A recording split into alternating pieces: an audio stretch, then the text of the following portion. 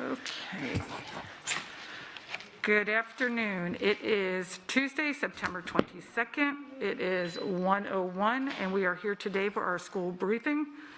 We have one item under board attorney, 6 items under executive services, 2 items under operations, followed by public comments, board member comments, attorney comments, superintendent comments, good of the order, and so forth. We actually have 30 minutes. I'm going to try to make sure that we keep to adhere to the times that we have for all the items today, so that we do have another meeting, the action meeting this evening. So the board attorney, we have 30 minutes for that, and then executive services, we have a total of 95 minutes. So if we can just, keep that in mind as we move along today, I would really appreciate that. And so we will start off with the board attorney, Ms. Dupree Bruno. Thank you, Madam Vice Chair, and good afternoon, board members. Dr. Atkins, at this time, we would like for the board's consideration of a negotiated settlement with Weiss Serota. There was a balance of $243,084.76. Yesterday evening, we were able to finalize the negotiations to $148,813.78. The breakdown of the settlement is $37,500 for the month of March and April. There was a wrapping up of various matters and assisting with contracts between May and June. There was an appeal that is pending that they were representing that was in addition to the flat rate. There was also an excess coverage appeal that was also an excess of the flat rate, as well as some assistance with a negotiation with a company that was closing down and going into bankruptcy. All of those were also in excess of the flat rate. So at this time, I would like consensus from the board, if there are no questions, to move forward with that so we can move this to good cause this evening. Part of the negotiation terms was that we would be able to have them paid prior to the end of the month. Okay, are there any questions? Ms. Vaughn? I have a comment. I know that this preceded Ms. Dupree Bruno's time on the board and when she was first coming on the board, and I want to thank her and commend her for a great job in negotiating and really getting the amount that we were billed with in the beginning, getting it down to a more reasonable sum. So thank you for saving us money. Thank you, Ms. Vaughn. Thank you, Ms. Vaughn. Are there any other questions or comments? Just ditto. Thank you. Kudos. Yeah. Thank you. So do we need to have consensus about moving it forward, or? Yes. I would like consensus so we can move this forward to the action meeting tonight under good cause so we can close this matter up. Okay, may we have consensus? 6, it carries, thank you. Thank you. Okay. And so thank you, that was a quick 30 minutes. Moving right along, we have the executive services, policy 4.14, bullying and harassment, and that would be Mr. Ryan Hudak and Mr. Bradley.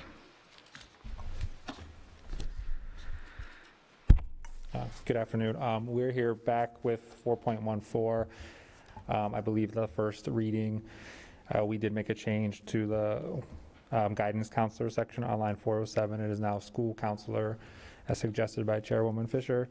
And the information on the various groups and community members and volunteers was sent out the day of the last reading as well for you to review who actually reviewed the policy. And again, as stated at the first meeting, it is very statutes and department driven as what needs to be included. I know there was concerns about the length, but after reviewing the community members and that change, Mr. Bradley are here if there are any further questions at this time. Are there any questions regarding this policy? This has already been brought before us before, The pre-briefing. Yeah. so, Thank you for No your work questions, on thank you. this. Very good. okay, moving to the next item. So the next 5 items will be Ms. Dupree Bruno will be handling those.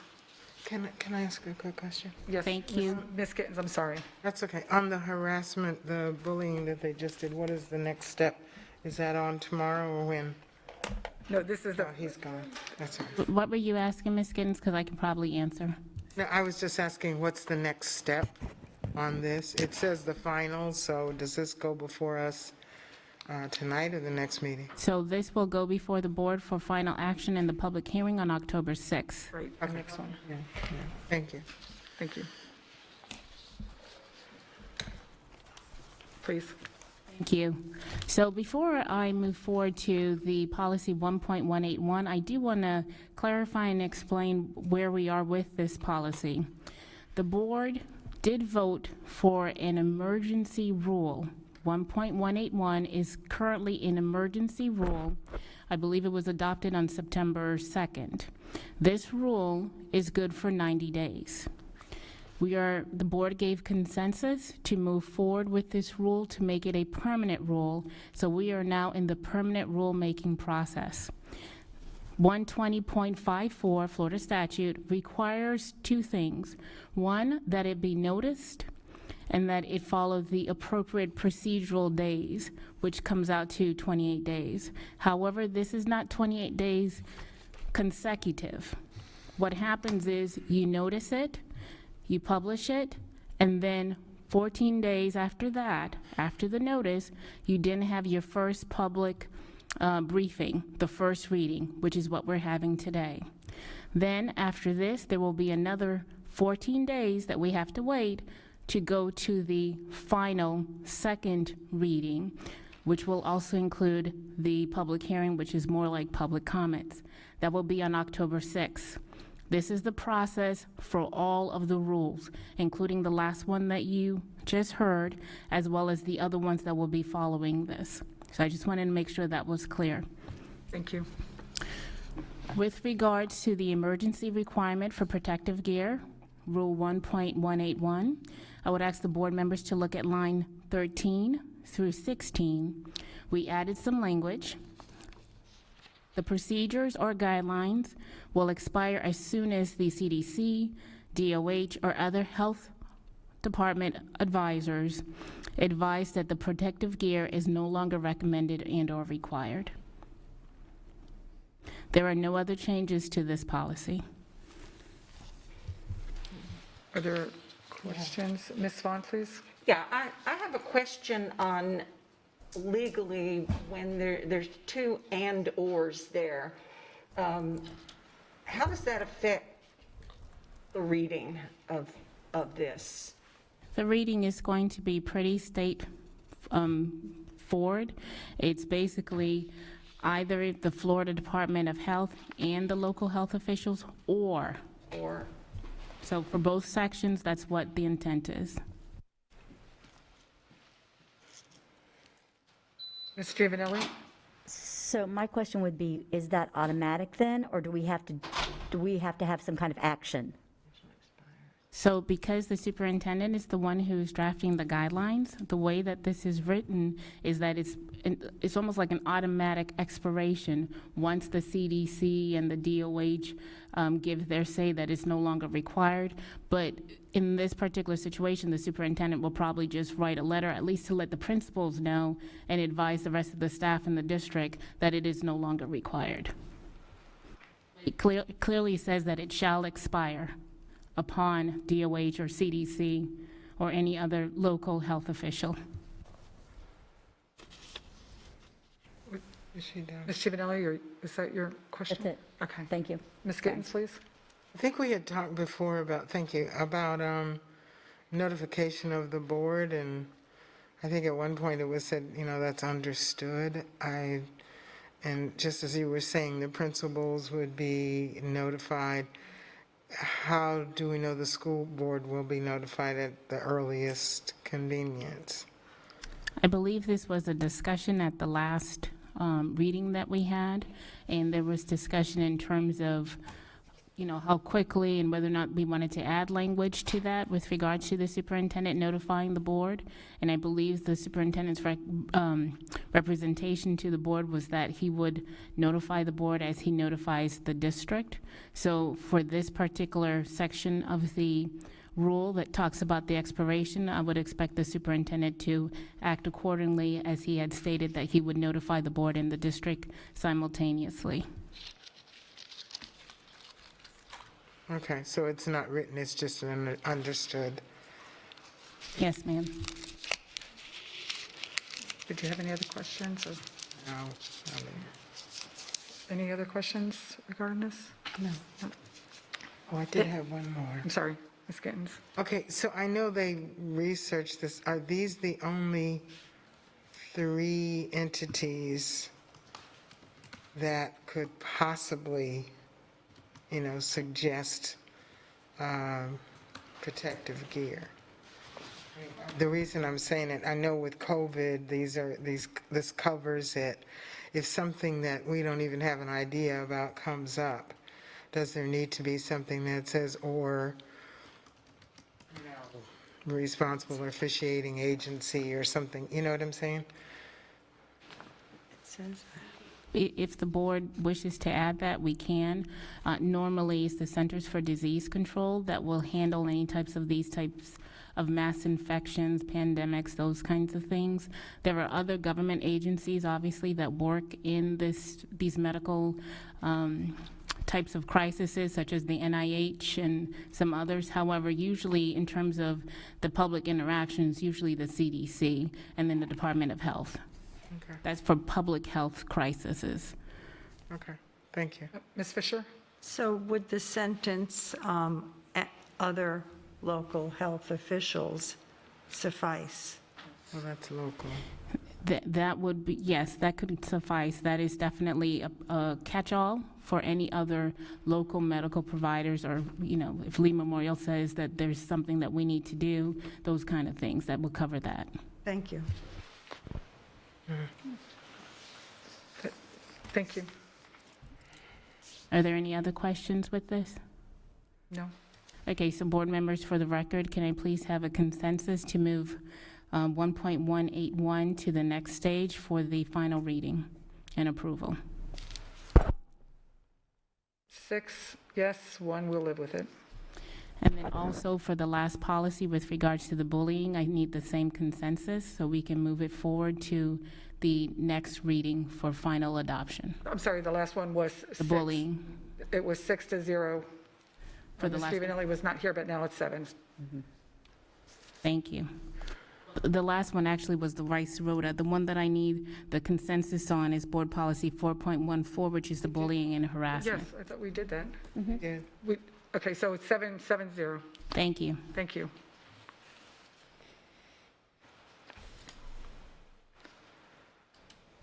The next policy is Board Policy 1.28, Ethics in Education. This policy was cleaned up to remove the requirement with board members being, their attendance, I think, to any trainings being, or lack thereof, being publicized during a board meeting. In addition, if the board will look at line 120 to 123.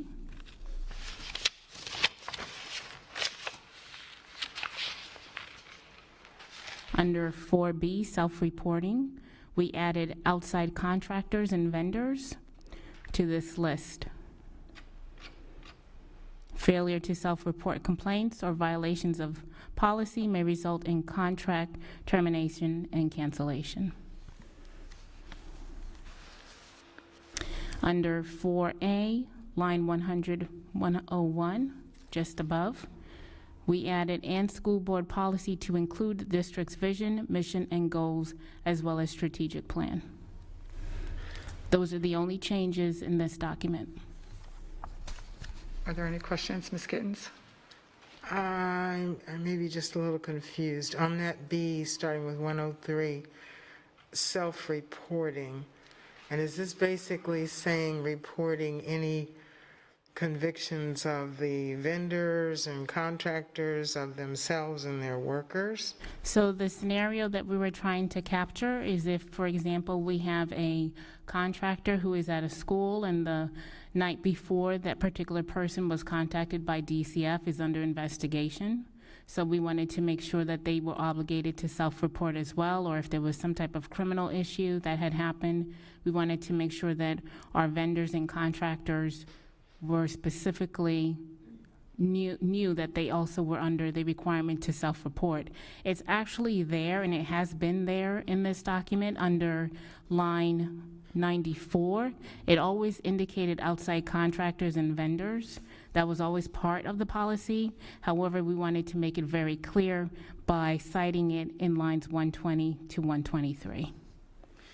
Okay, not to go into details about it, but I know we did have one contractor, the superintendent, I had talked about it, that was actually working for the district, and then one of their workers, someone reported they had something back in their past or whatever, and so then they were told that they couldn't be on the job until it was all straightened out. So that's what I'm wondering about, if this takes that into effect when it says reporting everything, and what if there was something that was expunged or that was, restitution was made and someone says, oh, you have this, so you got to leave. How do we handle that? So this is just the same requirements that, excuse me, that we have for our employees. It's defined in section 103 to 112. All covered individuals, which always included contractors and vendors, have an affirmative duty to self-report criminal arrest, criminal convictions, noticed by the Department of Children and Families, and so forth, with regards to any investigation, prior disciplinary actions, and things of that nature. So it's the same standard that we apply to our own employees. And what is the right of appeal, if there is any, for outside contractors and vendors? By right of appeal. Well, like the situation that I mentioned, and it, went back and forth, the person was taken off the job. Is there a process for appeal, or is it just on a case-by-case basis? It's more on a case-by-case basis. If some information is gathered, at that point, it would be addressed. There's not necessarily a right to appeal. We have a process for investigations and discipline. Okay. Are there any other questions? Okay, can we get consensus to bring it forward? Ms. Giovanelli?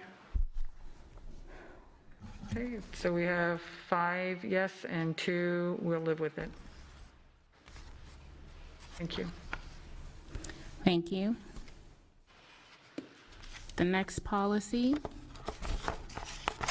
is 1.30, the waste, fraud, and abuse. Aside from a couple of little cleanups from a wordsmithing standpoint, there really are no changes to this policy. Are there any questions? Ms. Patrica? I don't have a question on this, just going forward, when you bring, because we're going to be doing a lot of policy work together, so when you bring policies forward that have already been workshopped, if there are small changes like we've had in the previous, can you highlight them? Yes. So that I can, Yes. thank you. That's it, thanks. Anyone else, please? Please, sorry. No problem. Seeing none, can we have consensus to bring it forward? Ms. Gittens? 7-0. Thank you. The next policy is the proposed board policy 5.311, employee investigation and discipline process. There are no changes to this policy. I don't know if there are any questions. Do we have any questions on this policy? Again, this is something we've already discussed.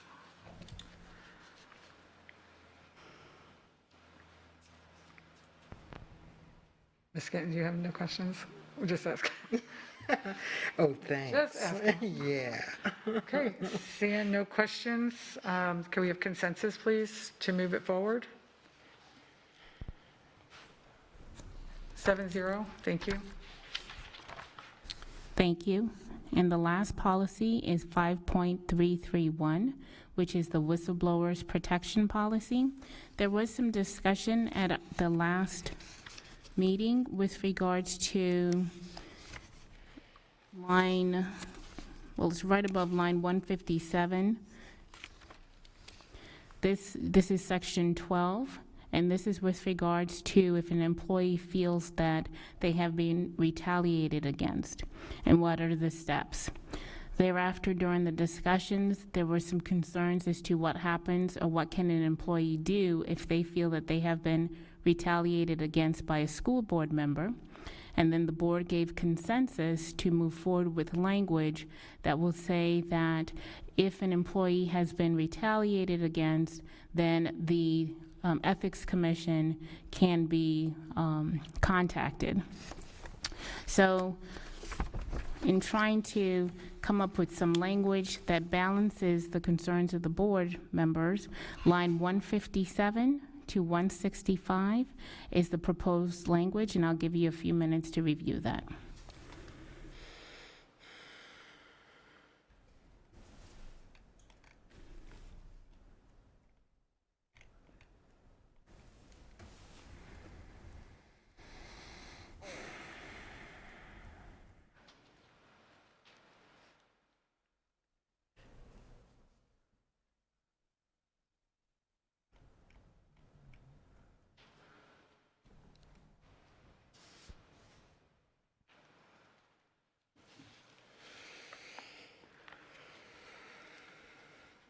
Any questions on that one? Ms. Gittens? Okay, so this is very specific, just for board members and a situation with personnel employees, correct? Yes, ma'am.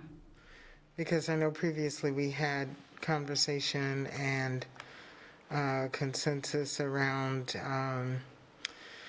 imposing ethics, violations on each other.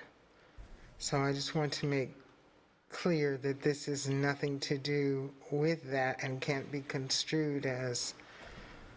This is very specific to whether if an employee feels that a school board member has taken some type of adverse personal action against them in retaliation for them being a whistleblower.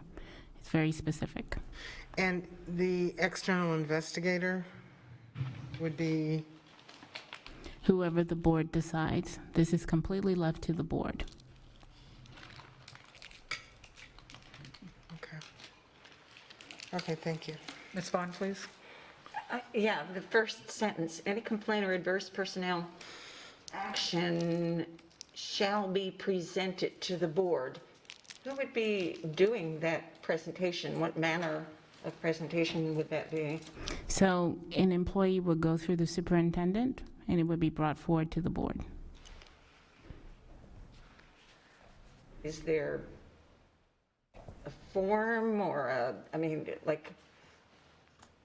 so an employee would just go to Dr. Atkins and say, They can be an email, it could be a letter, it could be a complaint, it could be a phone call, it could be a meeting, however they so choose to notify the superintendent that they feel that the board has retaliated against them. okay, now, some of those, though, become public record. And if it's, I'm not sure, I think that might be a little too loose, that line, because it could be an unfounded complaint that somebody does just to cause trouble, and then if it's emailed, it goes to public record, and news gets hold of it, and there's been, I don't know. I mean, it comes to the board, then I guess should the superintendent agree that it's a legitimate complaint? Is that? So this is for, I think this is discussion amongst board members to try to figure out how you want this to be set. These are some proposed language, but the thought was to also protect with regards to those, any type of unfounded allegations by making sure that it does come to the board, for the board to decide what they want to do with it next. Okay, yeah, and I understand it, and I think it should come to the board if it's, okay, so a scenario. Employee John Doe says Betsy Vaughn retaliated against him. And he goes to Dr. Atkins, and he says what happened. And so the next step would be Dr. Atkins would decide what, does he have that? So the way that it's written, it says any. So Dr. Atkins is not being put in a situation where he becomes the trier of fact or an investigator. A complaint comes to him, and then his obligation is to bring it to you as the board. Okay, so he's the decision maker, and so it's like any complaint. He's not a decision maker. Decision maker, it's any, He's basically just getting the information and then bringing it to the board. sharing with us. So he's not put into that position of trying to figure if this is true or not true. Okay, And then I it's up just to the feel like board there's- then to decide whether or not, one, is there enough here that we want to do anything else with it? And if so, we can choose to have our own investigation. And then at that point, an investigation is brought forward, and then you guys can then bring the investigator back who gives a report, and then at that point, the board can decide what it wants to do. And the reason, again, the reason that this is there is because the board decided to give consensus to have an investigator basically call the ethics commission if an employee decides that there's been some retaliation.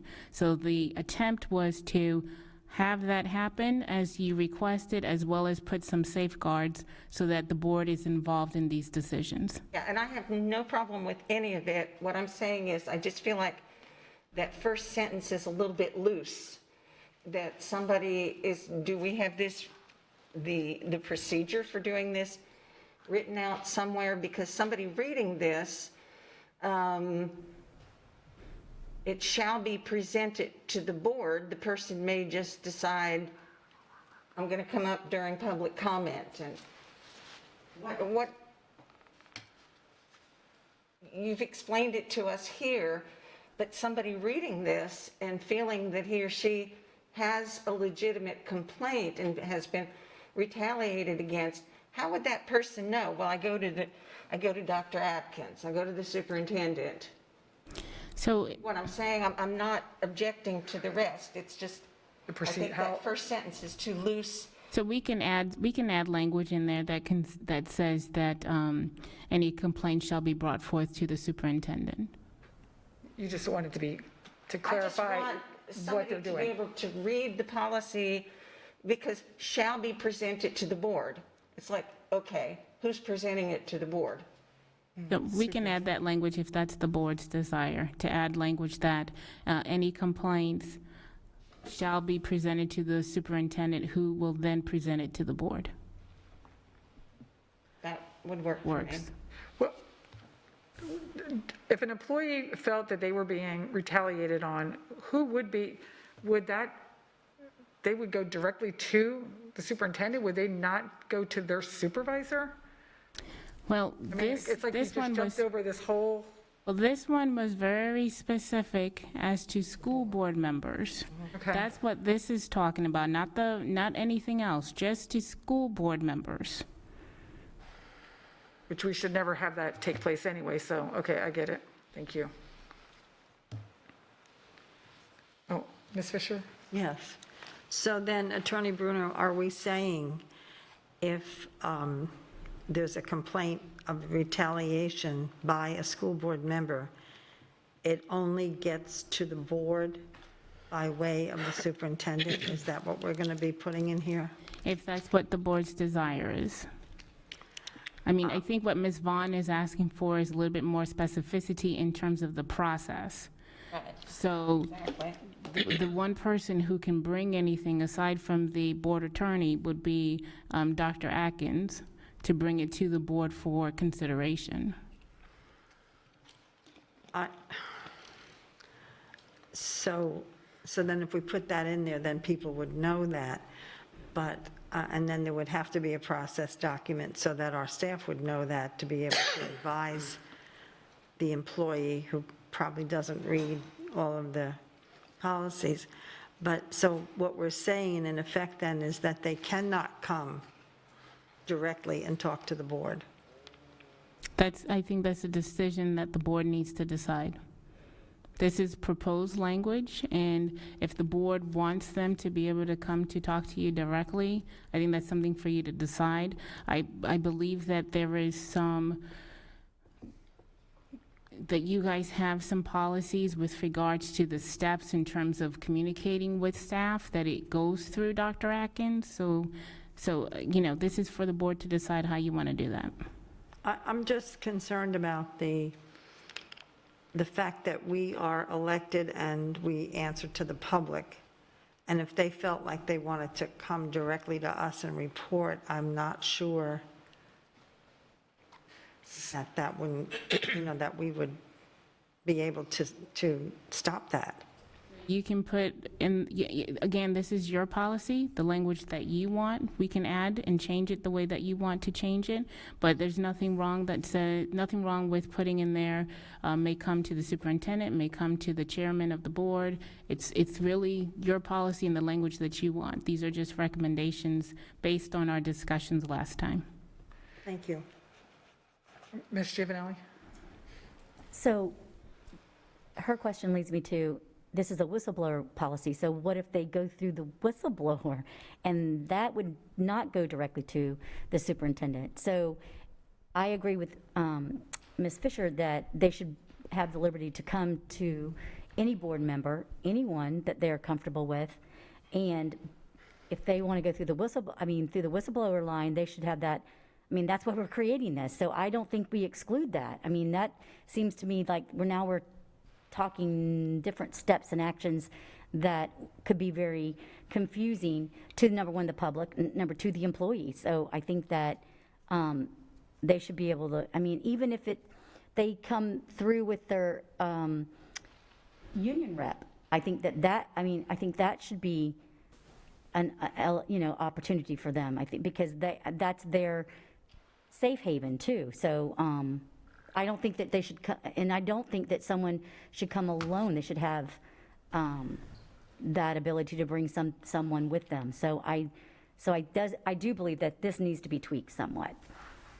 So I think, for example, if a call comes in through the whistleblower hotline, the internal auditor would be, and I guess if it's waste, fraud, and abuse, that will be one thing. But this is specific retaliation.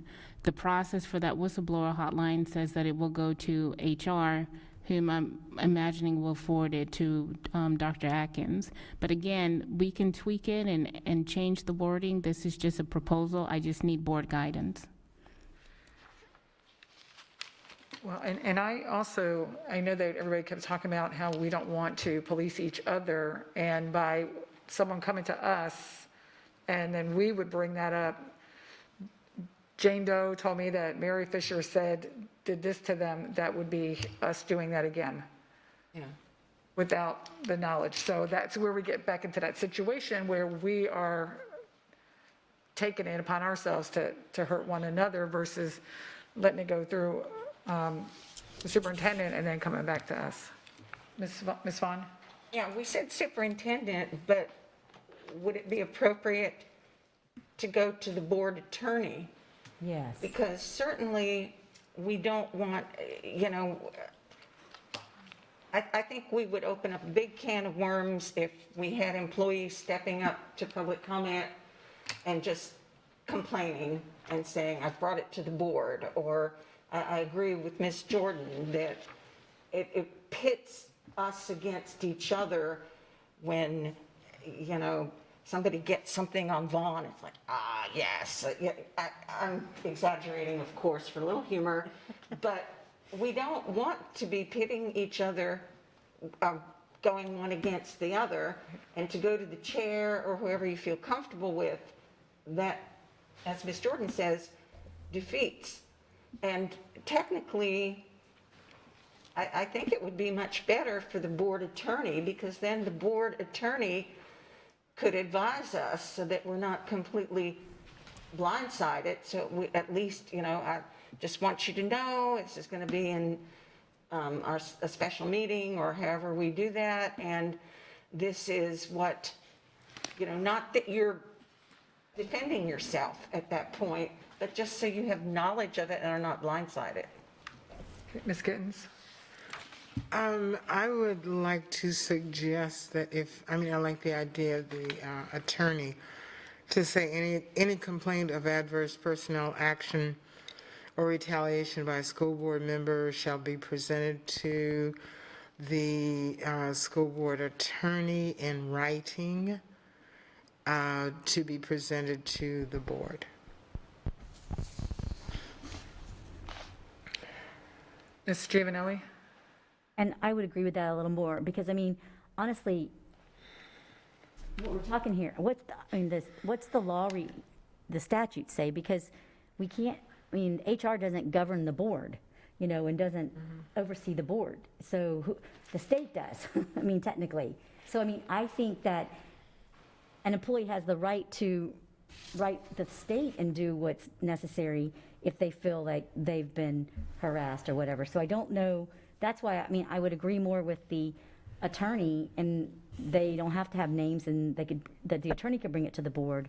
I'm thinking about all these some different scenarios, and I want an employee to feel comfortable in doing something, so that there's opportunity to correct it or help them understand what was going on, because sometimes perception is everything and it's really nothing. Let's be real. So, I think that I always believe in going to the person first. So I'm just trying to think of how do we do that, and making sure that the employee is taken care of and feels comfortable, and that's most important. All right, thank you. Ms. Fisher? I believe that there's probably some statutory reference to that, because if school board members are in violation of some ethics thing, isn't it to go to the Florida Commission on Ethics? So because the school board attorney and the superintendent are employees of the school board. Right. So, yeah, I would like to see a little bit more So at the last workshop, information on this. At the last workshop, there was a discussion about what happens when an employee feels that the school board member has retaliated against them.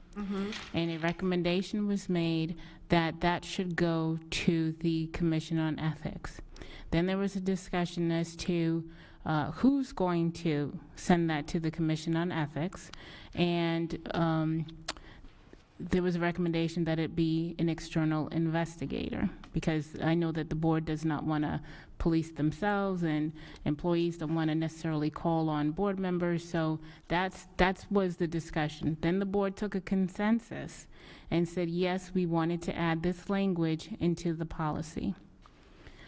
Thereafter, there was trying to come up with some language that would safeguard the board, safeguard the employee. That's why this document is here. The only person, the only person that really has any authority over any board is the governor. Right. Okay? But you, at the last meeting, you guys decided to, by consensus, to include language that you felt was necessary to protect an employee that may feel that they have been retaliated against. So you cited statute 1000142 and then 1000143. And that basically gives any citizen the right to file a complaint with the Commission on Ethics, because that would be the entity that would have any authority Yes. to recommend any kind of a fine or a dismissal of an elected official. So I think that we would be muddying the waters if we had the person come back into the mix and had an investigation, et cetera. I mean, that's, if the Commission on Ethics sends back and says, okay, you guys work this out yourself, which they have been known to do, that's a different story. But I think that the individual has the right to just, take their complaint to the state. Well, and to me, it's like, first of all, to me, it's really sad that we would even be having a conversation on any of us retaliating or doing anything to anybody that works here because they're part of, our team or family. And so that kind of is, very sad to me. But it is different when the people call and the commission for ethics on us. They're normally not going to be an employee that would do that. It would be someone that's outside of, because of fear, because they are an employee and they don't want to lose, their job or whatever. But I don't know what, I do understand that this is, that we did speak on this already. We've already had this conversation a couple times. But it still does seem like there's something that is missing. I don't know what that is, but I do feel like there's something that's missing. Ms. Gittens? Thank you, Ms. Fisher, for your comments, because that does bring light to me as well on the situation. And the attorney says the only one that can really govern the board is the governor. So should we not just say in this situation that if someone has a complaint against a board member, if they send it in writing or whatever, just to the attorney, who then will give them information as to how to contact DOE or whoever does. In other words, they may not, they may not know what to do. How would they, and even if we leave the attorney out of it, how do they know what their cause of action is? If we say, contact DOE, do we put that in here? If there's an adverse complaint against a school board member, the employee is to contact the DOE. And if we're going to say that, do we provide them some guidance or whatever as to how to do that? Oh, and that information should be available on our website. Right. Okay. Right. Well, then, I honestly, I kind of agree with you that if that's the entity that will deal with it, then why are we adding extra steps and adding extra cost to get an external investigator? I don't think that's necessary. I agree. And I don't want to put Ms. Dupree Bruno in a situation where she's assisting other people to come after us. That doesn't even make sense. Ms. Morgan or Ms. Patrica, do you have any questions or anything to share? I'm comfortable with just leaving it at the Ethics Commission, Department of Education Ethics Commission. Ms. Patrica? It just seems like every time we have a discussion about this, we remove all accountability for board members, and that's bothersome to me. It feels like we're setting one standard for the employees of the district and not holding ourselves to the same standard. And that's been my concern about this from the very beginning. Ms. Giovanelli? I have a question to Ms. Dupree Bruno. Do other districts have this similar policy or something similar? I would be curious as to that. So this policy is actually modeled over I don't have all the districts in front of me, but various different districts. A lot of districts do have a whistleblower policy. With regards to This particular language, though. No, this language in section C is language that I drafted based on the discussions from the last meeting, based on what the consensus was, so I tried to draft some language. But based on the discussion today, one of the things that can be added is similar language to what we have in the 5.311 policy, which states that With regards to investigations for a school board, it's pretty clear. This policy states that only federal, state, or local government agencies have the authority to investigate a school board member. So we can add something very simple to that. The same thing in the whistleblower policy that says that only the federal, state, or local government, if there's a concern, can handle any of these types of situations. It's up to the board, whatever your desire is.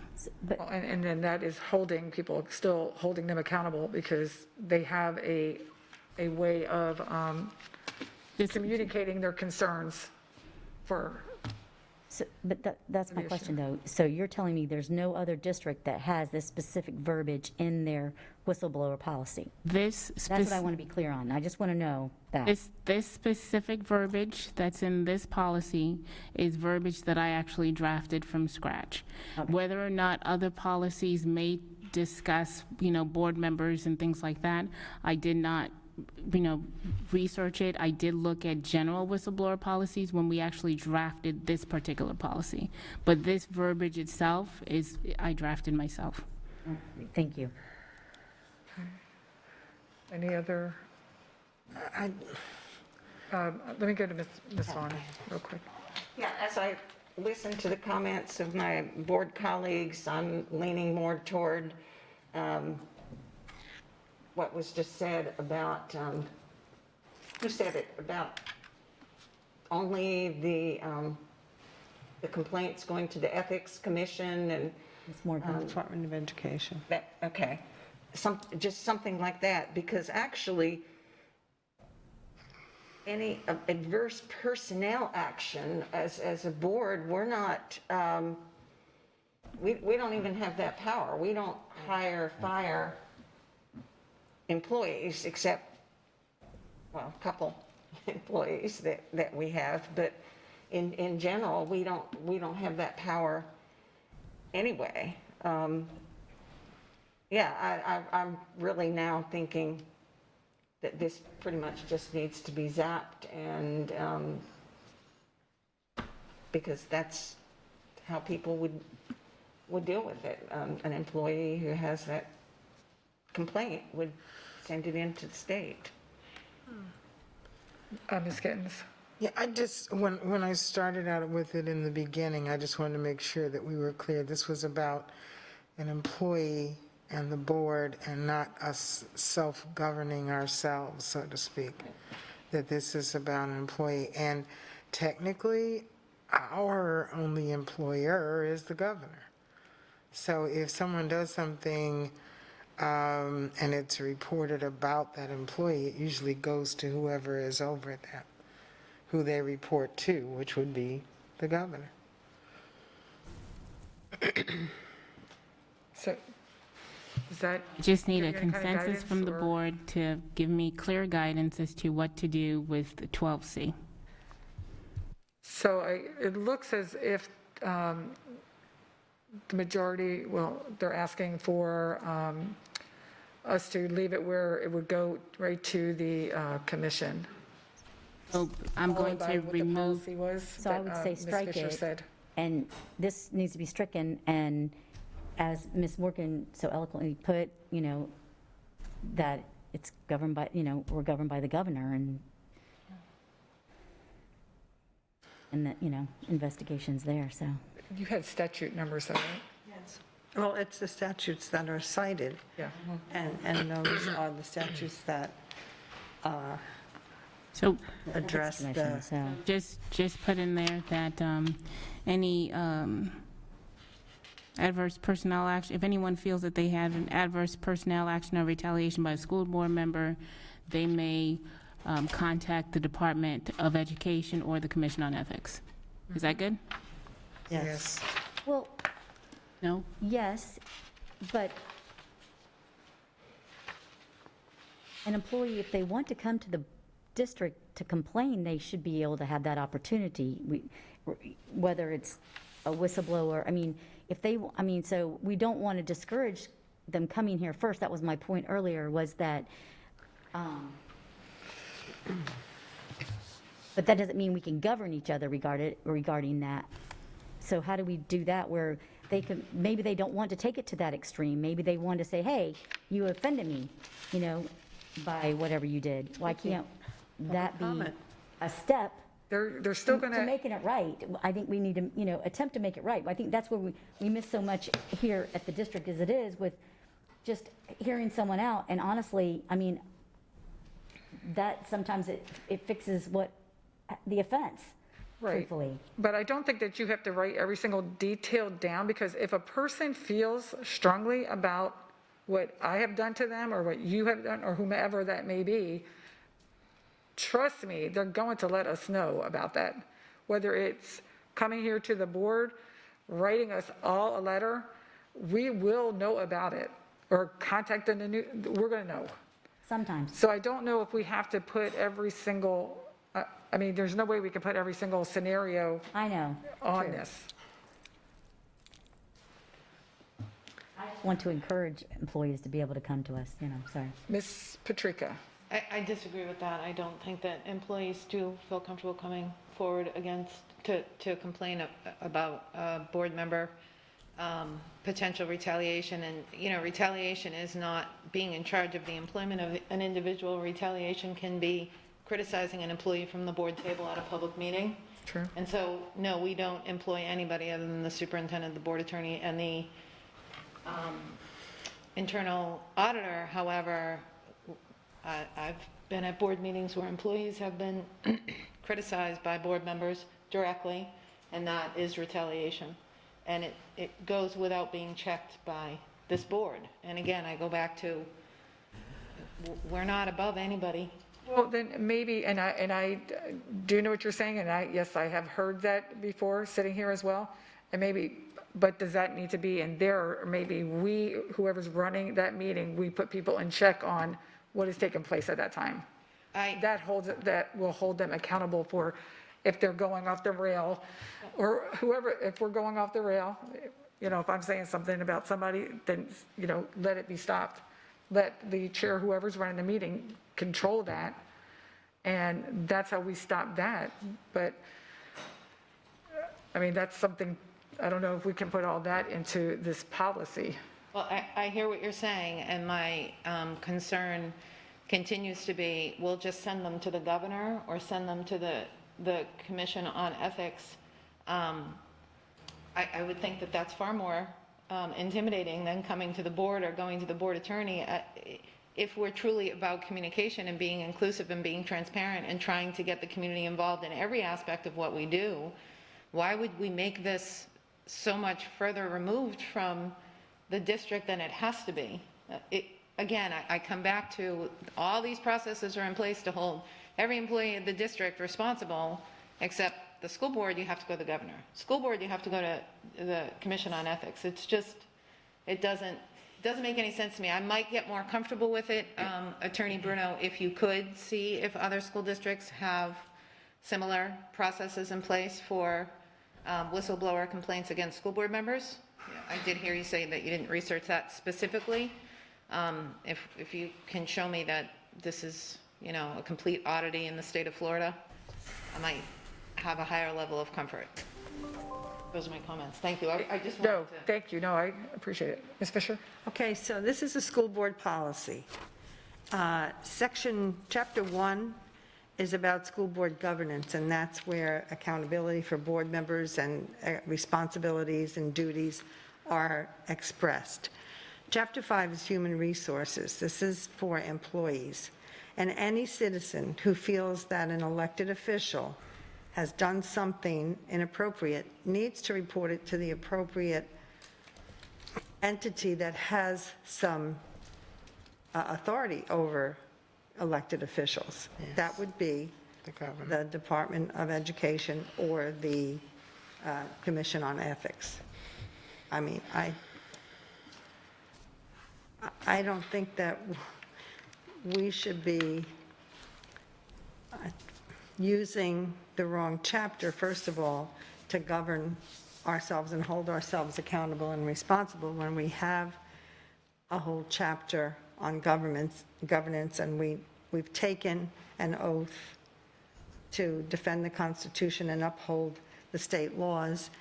If we're in violation of that, then the state entities would be the ones to sanction us if there's any sanctioning to be done. Yes. And I'm sorry that this even came up in this, because we should not be expecting that any board member, past, present, or future, would be mistreating or retaliating against employees Exactly. of our organization. Thank you, Ms. Fisher. Ms. Morgan, please. Just to Ms. Fisher, I would say I don't think that's correct. I think we have had evidence of a board comments about employees that are inappropriate. That aside, I think that the policy should be consistent with the statute. Nevertheless, I do believe that any employee who feels they've been retaliated against by a school board member should absolutely go to HR or to anybody in a position of authority in the district. That person should tell them to go to the commission, help them out in any way. I mean, I think employees need to feel that they don't need to feel that if I'm being retaliated against by a school board member, the only thing I can do is go to the ethics commission. No, I can go to my boss, I can go to the superintendent, I can go to the school board attorney. They can provide advice about how I can proceed. So with respect to the policy, I'm comfortable with staying consistent with statute, but I do want to encourage people to understand that that's not it. Right. Right, and I wasn't, may I respond? Yes, please. I wasn't suggesting that it's never happened or that it won't happen. Yeah. I'm not comfortable with anticipating that it will happen. I mean, that's not, when people run for office as public servants and they are here to support the mission and vision of the district and to provide a good educational opportunity for our students by supporting our staff and the people that work with us, I don't think that we should, be anticipating that. And because why are we even thinking that way? I mean, just quite frankly and personally, I think that we need to anticipate that we have Chapter 1, which governs our governance and gives us plenty of guidelines and a mechanism for accountability. And that's my final comment, and thank you. Thank you. Ms. Gittens? So correct me if I'm wrong, but the new policy, the whistleblower policy, that an employee can call in and make a complaint or whatever. And part of that policy or process is then for the call to be kind of decided it's this or it's fraud, waste, and abuse or whatever. It's decided at that point what it is. And that person would receive some communication, correct? So if it is something that is against a board member, then wouldn't the information they receive at that point be that here is what you need to do in this situation? And that takes all of us out of it, and the attorney and the superintendent, they go through the whistleblower line as everyone else would, and whoever is handling the whistleblower line would have information to tell them at that point, this is what you can do. This is the remedy for your situation. And the other thing I want to say too, because public comment is public comment, in my opinion, we're never going to be able to stop someone at the door and say, you cannot speak. Right. And, if they're speaking negatively or whatever, then you will probably say, you can't talk negatively about a board member. But if it's a factual situation that they have an issue, they're the public. They have an opportunity to speak. I mean, tell me if I'm incorrect. You're correct, Ms. Gittens. Okay. So I think it kind of fixes itself with the whistleblower line. So has this helped you or confused it more? So what I am gathering from the board is that they want to delete paragraph 12C, lines 157 to 166, and just have a sentence that says that, along the lines of, if any employee feels that they've been retaliated by a board member, then they may contact the DOE or the Commission on Ethics. That seems to be where we are. Am I correct? Is that what everybody's good with? I would suggest that we just take out paragraph C. Because it's already in one. I mean, it's already in policy one.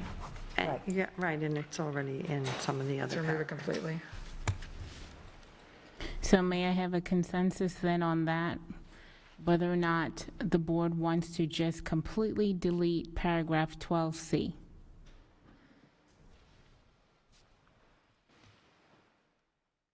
So it's 6-1.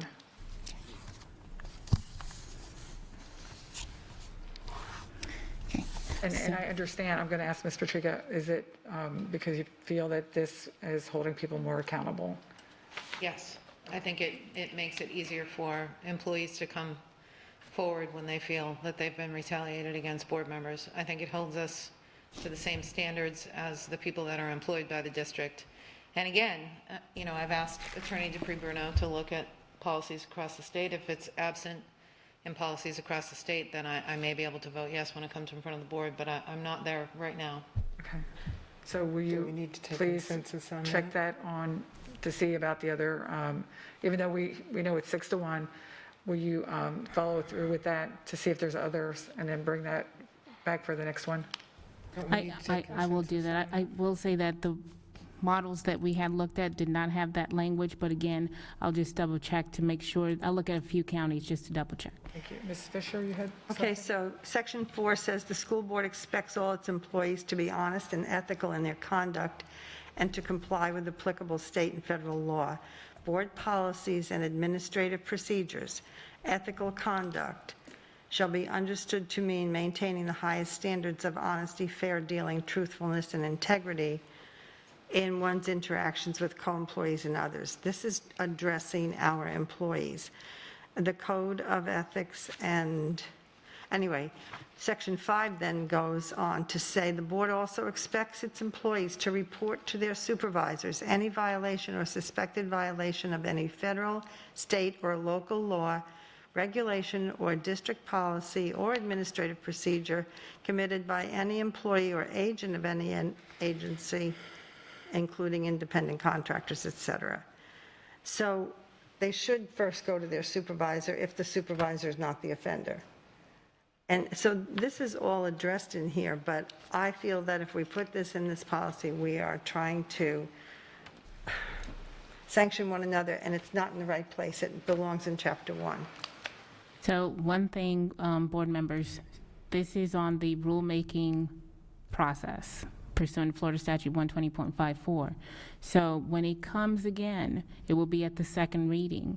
At the second reading, this should be a complete final draft for the board to approve and adopt, because we will also have public hearing on this. So if we're going to have more changes, then I need to pull it from the formal rulemaking process. Okay, Ms. Giovanelli? I just don't think it's necessary for you to spend additional time on this when the whole board has agreed to strike it. So I don't think that, especially since you've put a lot of time in this and worked very hard on this, and don't recall this piece being in there, that you need to spend any more time on looking for something that's not there. And so I don't think the board gave you a directive to continue that. Thank you. Ms. Gittens? That was my comment. I believe our policy is that to give directive to our employees, whether the superintendent or the board attorney or anyone, that we need a consensus from the board. I'm happy to do the research on my own. Thank you for your support. I appreciate it.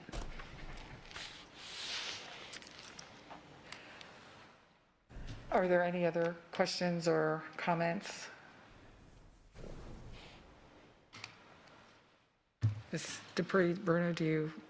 So I just want to make sure I'm good. I'm going to remove 12C and not replace it with anything. I'm sorry, please say again? I'm going to remove 12C and not replace it with anything. Correct. Can I have a consent? I think we already did a Yes, consensus. we on did, that. 6 to Then 1. now I would like a consensus to move 5.331 to the next stage of the rulemaking process, which would be the second reading on October 6th. Do we have consensus to do that, please? 6 to 1, please. Thank you.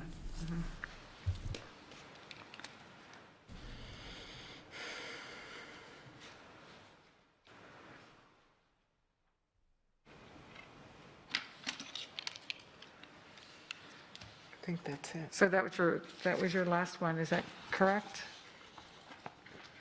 Yes, ma'am. Okay, thank you. Okay, so, thank you. Moving right along, we will move to capital project updates with Mr. Rickenbacker, and welcome back. Glad to see you.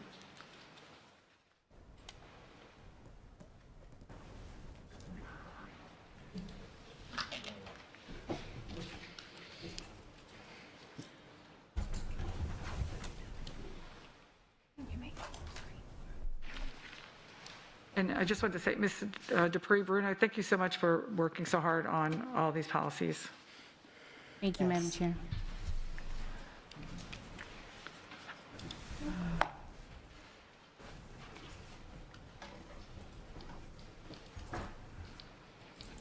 Good afternoon, board members. There we go. Good afternoon, board members, Dr. Atkins and Esquire Bruno. This is your September capital projects update.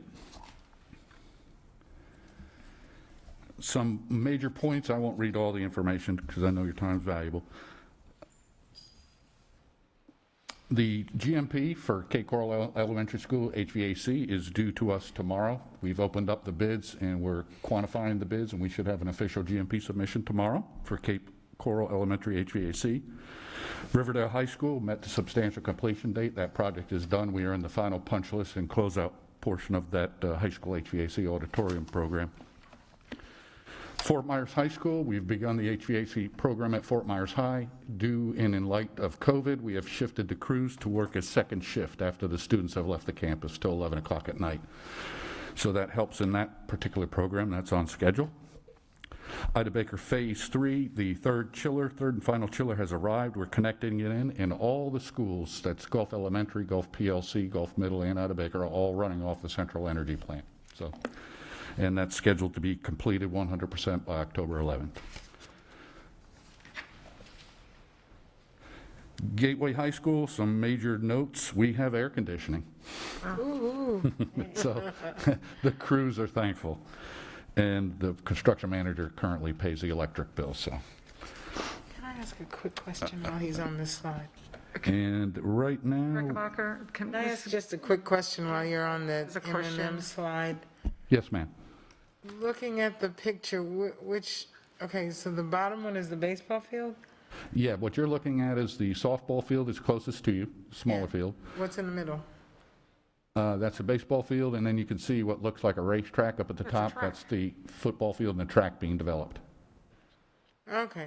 Yeah, I was confused with the one middle and the top. Okay, thank you.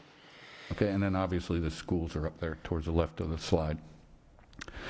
We did have our first site walk before we closed ceilings in with ceiling tile. We offer up for our maintenance personnel and supervisors to come on this walk to make sure that all their needs are satisfied. We also invited the local fire marshal. As you guys are aware, after the school's been open for a year, our safety division meets with the local fire marshal. So we involve them in those walks so that if there's anything they may see or discrepancies that they like corrected, we have that opportunity to do it before we drop tiles in. So that just happened last week.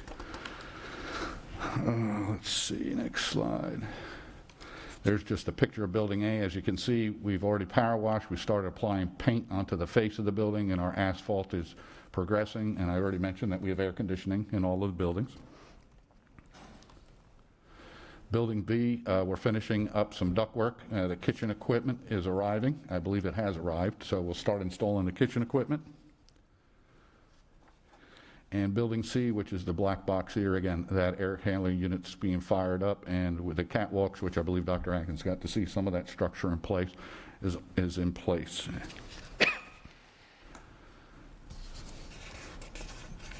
Right now, we're working outside, and in that first slide, Ms. Gittens, where you saw the foundations, the bleachers are going in. We're cleaning out and videotaping all of our storm drainage to make sure there's no sediment and silt.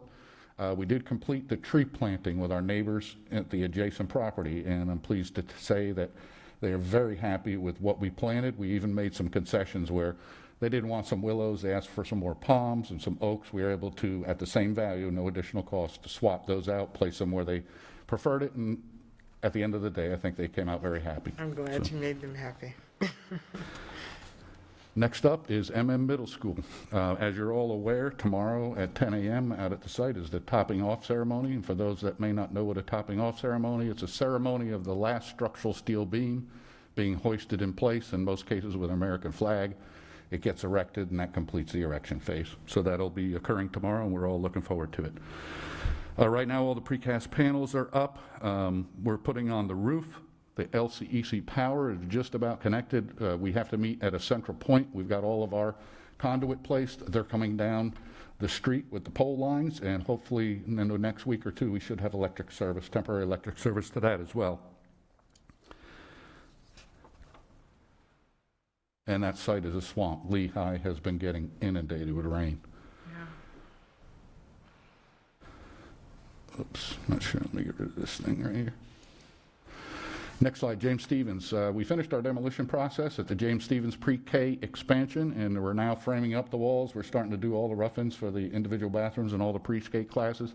And the picture to the right, you can see, is where we're developing the parking lot and the actual pre-K playground in that area. So that's on cue to be opened when we come back from winter break. Next, Cypress Lake High School.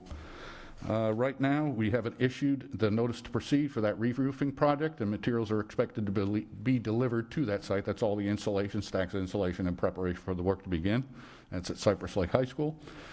The LEPEC building, right now we have an architect under contract, and we've begun the design work, and you probably heard them walking around on the roof last week, and I apologize for that. We will give everyone a heads up when we're up there working again, or walking again. North Fort Myers High School, that's been going on since the 7th of September. A lot of areas have already been completed. It's on schedule, and we're following all of the protocols, working during the day on that, but staying away, and we have temperature checks and a check-off point before they enter the site. So you can see what's involved in that picture. It's a lot, and with all the rains we've had, we've worked around that. Had a few little oopses, but nothing major, and we're moving forward. And that presents the capital project. Ms. Gittens? A quick question. During one of the presentations, we talked about the fact that you're building it for 12, is it 1293, 12 something like that, and that there was potential for building out 8 more classrooms. Yes, ma'am. Can you, on that slide, at least give us an idea, where are we talking about? How would that happen? You're challenging my technical abilities here. Well,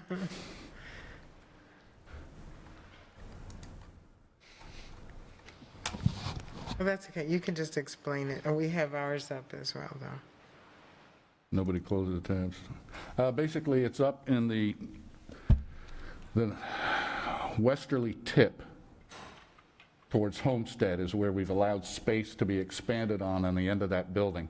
There'll be a stair tower in that end run, and the stair tower is sized to accommodate that future student population. So we put that in our design, and we basically abut up the existing wall and the foundations and connect right to it. So it would be like a second floor? Oh, it'll be a first and a second floor. Oh, okay. Okay. Thank you. Are there any other questions? Ms. Vaughn? Yeah, thank you for your report. I see there are 3 roofing projects that are noted here. So those are the 3 that are coming through construction department, correct? Yes, ma'am. Since you're presenting it. That is correct. I think we've had a prior conversation that sometimes a roofing project will come through maintenance, or... It depends on the size of the project. Right now, you have your state continuing contract law, which allows jobs to be done up to $2 million. Okay. These typically are jobs that are over $2 million and above. where we require a construction manager to be involved. There's a lot of paperwork, shop drawings, bonding, insurance. You still have bonding on anything over 200,000, but it's just a little more technical. It's a larger scope, and we use a construction manager to manage the size of the scope. Okay, so for instance, Cypress Lake High School contracts are fully executed. That's, would these be contracts with the current vendors or the vendors that, the roofing vendors that we've used recently? Absolutely. Okay. I would like to see a list of the vendors that we're dealing with, where we have contracts or pending contracts. And also, I'm going to ask on the operations department to do the same thing for any roofing contractors that we are using right now or pending. The reason I'm doing that, since we are the governance board and have oversight over these projects, I do have concerns about some of the recent shortcomings, let's say, on a roofing project, and I'm just curious to see who are the contractors that we're dealing with. I can answer many of your questions very quickly. Right Okay. now, you don't have roofing contractors doing these 3 large programs that are engaged. Right. These are construction manager firms that manage the subcontract roofing projects. So all of your large jobs right now that I manage out of my shop, they are bid, multiple bids, we open the bids, we sit in on the bids, we qualify the bids, and we pick typically the lowest bidder. We compile that GMP and we move forward. All of the projects that I work on have a full payment and performance bond, which guarantees that the work is done for the full face value of the contract scope. So we're protected in that regards. Now, in terms of subcontractors, I do not engage in subcontracts. That is the construction manager that deals in the individual subcontracts. Okay, so the difference, because I want to be sure I understand the difference. So the difference is when there's a re-roofing done through your department, there's always a construction manager that oversees and hires the subcontractor. Is that? Correct, and that can also, Okay. let me clarify, that can also occur if it was done in maintenance as well. Through our continuing contract, they could engage a construction management firm, which is one of our approved continuing contract vendors, that can also do the work and hire the subcontract roofing. Now, you can have yearly bids in your capital thing, where you have a group of roofers who are approved in your yearly bid to do roofing, that yes, they can do roofing directly to the district, and they're licensed contractors. Okay, this probably would be something because I'm not sure I understand, and I don't want to take up a whole lot of time, but I'll see about making an appointment with you and we can discuss, because it just, yeah, it seems to me, my understanding, it's an awfully fine line. And you said $2 million and under can be through maintenance, The but over continuing that, or the bigger projects are through your department. Correct. The larger sums of money, we try to handle that so that we have better eyes on it, and they're typically bigger, more intense, and we have staff, project managers that are there just every day overseeing the work with the construction manager. And therein lies, I think, the difference, that there's a construction manager, because it's such a big project in your department, but in maintenance, it would be somebody from the maintenance department that's tasked to go out there, not a construction manager that's hired, that's an outside of the district employee. Correct. Well, in maintenance, they do have a project manager in maintenance, similar to what I have in my shop. And they also have zone managers. So let me simplify it just quickly for you. You have air conditioning systems. Okay. I do a central energy plant like we did at Ida Baker, very intense. There's walls, there's cooling tanks, there's demolition, electrical work. On a building like here, LEPEC, where you have the air-cooled chillers out sitting in the yard. If it breaks down, it's an easy swap, kind of like pulling an engine out of the car. They pull it out, they slide the new one in, they bolt it up, and away you go. Mine is a little more. I've got engineers, I've got structural engineers That would be why I do the central energy plant, because I have the people that can oversee it. Maintenance would do the air-cooled chiller swap out, because it's just replacement in kind, pull in, pull out. Right. Same with the smaller roofing projects as well. Bob, because I don't want to take up a whole But lot I'll feel free anytime you want to make, on I'll this, make an but it's an appointment. interesting topic, and I've never quite understood when it goes to construction, when it goes to maintenance, and I know there's, a lot of fine lines between the two. So I'll have the secretary Okay. get us an appointment. Thank you. Yes, ma'am. And also this month is your August change order report. Were there any questions? Are there any questions? And no, there's no questions, but I do want to say I really appreciate what you do, because I know you have brought that back to us before and spoke about the differences, and I definitely would recommend that you sit with him, because I know Yeah. that he and I, Mr. Reckenbacher and I sat down months ago, and we had that whole conversation, and the clarity there will be a great use for you. And yeah, that's exactly 'Cause he what I can need, explain because that I like- have a murky clarity right now. But no, I really appreciate what you do and how you bring everything back to us. Ms. Fisher? And I just wanted to say thank you also for these monthly updates, because from the onset, when you explain about the projects and who will be doing them, and having these updates complete with the pictures has been amazing, and thank you very much for that. You're very welcome. Okay, I think that's it. Thank you so much. Thank you. Have a wonderful day. everyone. Thank you. We're moving right along. It's 2:22. Oh.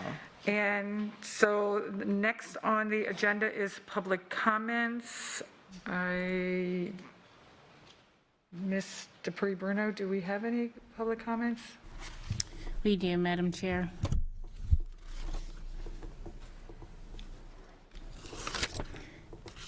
The school board provides the opportunity at this point in the meeting to address the board concerning any matter from this meeting's agenda. If you completed a blue card, we have that at this time. If you need a blue card, they are located in the hallway outside of the boardroom. The rules concerning public comment are posted in the back of the room. Public comment will be made from the central microphone in the back of the room. Please be advised, the board does not respond during public comment to remarks made by the speaker. At the end of the public comment period, the board vice chair, Ms. Jordan, will address concerns or the assignment of any concerns or requests to the superintendent. We encourage each speaker to wear a mask during public comment. Speakers and those attending the meeting are expected to act in a respectful manner. The purpose of public comment is to provide feedback on today's agenda. Personal attacks on individuals or abusive language are prohibited. In addition, clapping, hissing, and booing are prohibited. Speakers who fail to follow proper decorum in the chambers will be ruled out of order. Any speaker continuing with such remarks will be required to relinquish the microphone per Board Policy 1.11. The time per speaker is 3 minutes. You will find a countdown on the big screen in the front of the room. Once your time has elapsed, the microphone will automatically shut off. Please state your name as you approach the microphone. Madam Chair, we have 2 speakers for public comment. Thank you.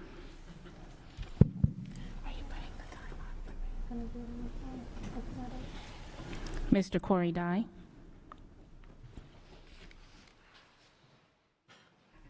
Thank you. Corey Dye. On the PPE policy, when does the CDC govern the public? This is a policy that gives governing authority to non-public officials and private companies. What authority does Lee Health have on the public? What are the limiting factors? Cold, flu, whooping cough? Where and when has policy been announced for public and date to be voted on? Why hasn't all agendas and information presented by or for you been made available to the public under Florida Statute 120.525, which states not only should agendas be public 7 days in advance, but I quote, the agenda along with all meeting materials available in electronic form excluding confidential and exempt information shall be published on agency's website. The agenda shall contain the items to be considered in order of presentation, close quote. I'm very glad to hear all of this ethics talk As last time I was here, I brought up the fact of a board member bringing up her Jersey attitude and that she wished to meet me in a parking lot. Madam Chair, did you do anything to inform me about who I should talk to or complain to? Not only did Ms. Bruno shut my mic off, you and others on the board never said a single word about her behavior with the public at that meeting. Lastly, I would like to know how much can change in a policy without pulling it and starting the process over, and if someone can tell me, when did today's agenda publicly be published? Mr. Kerr Fazone? Hey, good afternoon, everybody. I'm Kerr Fazone, Director of the Teachers Association of Lee County. Just wanted to take a second and give you an update on ratification. So, normally we have to ratify by paper ballot. This year we were able to get a waiver from PERC to allow us to do an electronic vote. And the TALC bargaining unit voted on Wednesday and Thursday of last week, and we ratified on our side with an overwhelming 87% yes vote. And after 20 plus hours at the table, over 5 days, we just encourage you for a strong yes vote tonight and ratify that MOU. Thank you. That concludes public comments, Madam Chair. Okay, thank you. Mr. Frazone, thank you very much for being here. We appreciate all your hard work that you do and look forward to this evening. Mr. Dunn, thank you for being here. And when, Mr. Dupree Bruno, when was that announced for today? Do you know the exact date? So the notice with regards to the rulemaking process, if you give me 1 second, I'll tell you, was published on September 8th. And that was for all of the rules that were presented to the board today. I believe the agenda was put up on the 15th, but I will have to double check that with Ms. Schaefer. But that's normally our process 7 days beforehand to be in compliance. Okay, thank you very much. Appreciate that.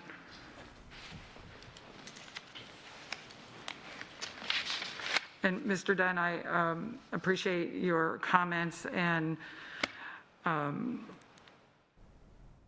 I know that none of us here, we appreciate all of you who come here, and we don't want you ever to feel that we don't appreciate you as a parent coming and sharing your voices about your children and your concerns. So please always feel free to come here. And as Mr. Pre-Bruno has stated, we do have this stuff on the website. If there is something that you cannot find, please, share that information with us, because it is there. And sometimes it is a little bit difficult, but it should always be there.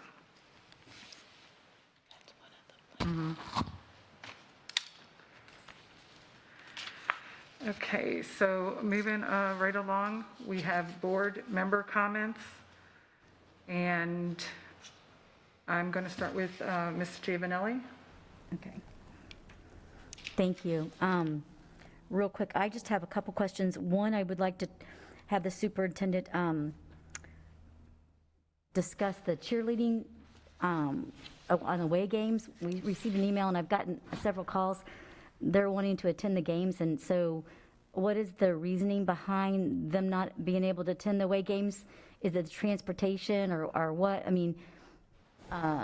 If they have their own transportation, is that something that, and they do the social distancing, is that something that could happen? Maybe no stunting, but they could just cheer. It's outdoors, so it's an outdoor thing, so I don't understand why they can't cheer. So just to address that particular issue, just kind of a reminder in terms of overall what the parameters are. You're looking at a stadium capacity of 25%, and again, I'm going to do this off the top of my head, but we provide ticket sales to 2 per athlete for both the home and away game athletes, and then of course you have the home team band. Up to 50 can be in attendance, and then of course the cheerleading, which those cheerleading squads can get very large as well. We have one, I believe, that's up to 60. So if you start to put those numbers together, remember that the bands are down in the end zone and the cheerleading is in the other end zone. And so you're trying to socially distance there. And then, of course, you're trying to keep the stadium at 25% capacity. We have also different size stadiums that you're working with across the district. So to answer your question, the guidelines were developed with the hope that we would stay under that 25% capacity for those stadiums, and therefore we've restricted the number of traveling participants from the away athletes and cheerleaders and bands so that we could accommodate those at the home stadium. Thank you. Well, actually, a couple things. Well, one I can talk to you about later, but also in regarding to the agenda, the personnel postings on that was not, I received several calls today regarding the agenda, and they weren't posted, but they were on our board docs yesterday, but they weren't on the actual agenda for the public. And I didn't believe what they were saying, so I went there, and they were just recently posted at almost around 1 o'clock, the lists. So what is the requirements regarding agenda, so, I mean, he raised a question, and now, so I'm curious now, because I don't look at what the public sees, so that wasn't posted until just a few, like I said, like at 1 o'clock. Mr. Dupree Bruno, can you answer? Or is it? Dr. Pruitt can answer. I she had her hand up now. So the reason that they weren't posted is we were dealing with a very delicate personnel matter that may have required us to do a good cause item related to personnel, and so we had to wait until we dealt with that very delicate personnel matter. So that's not normally what happens, but that is the reason for this time. Okay. So.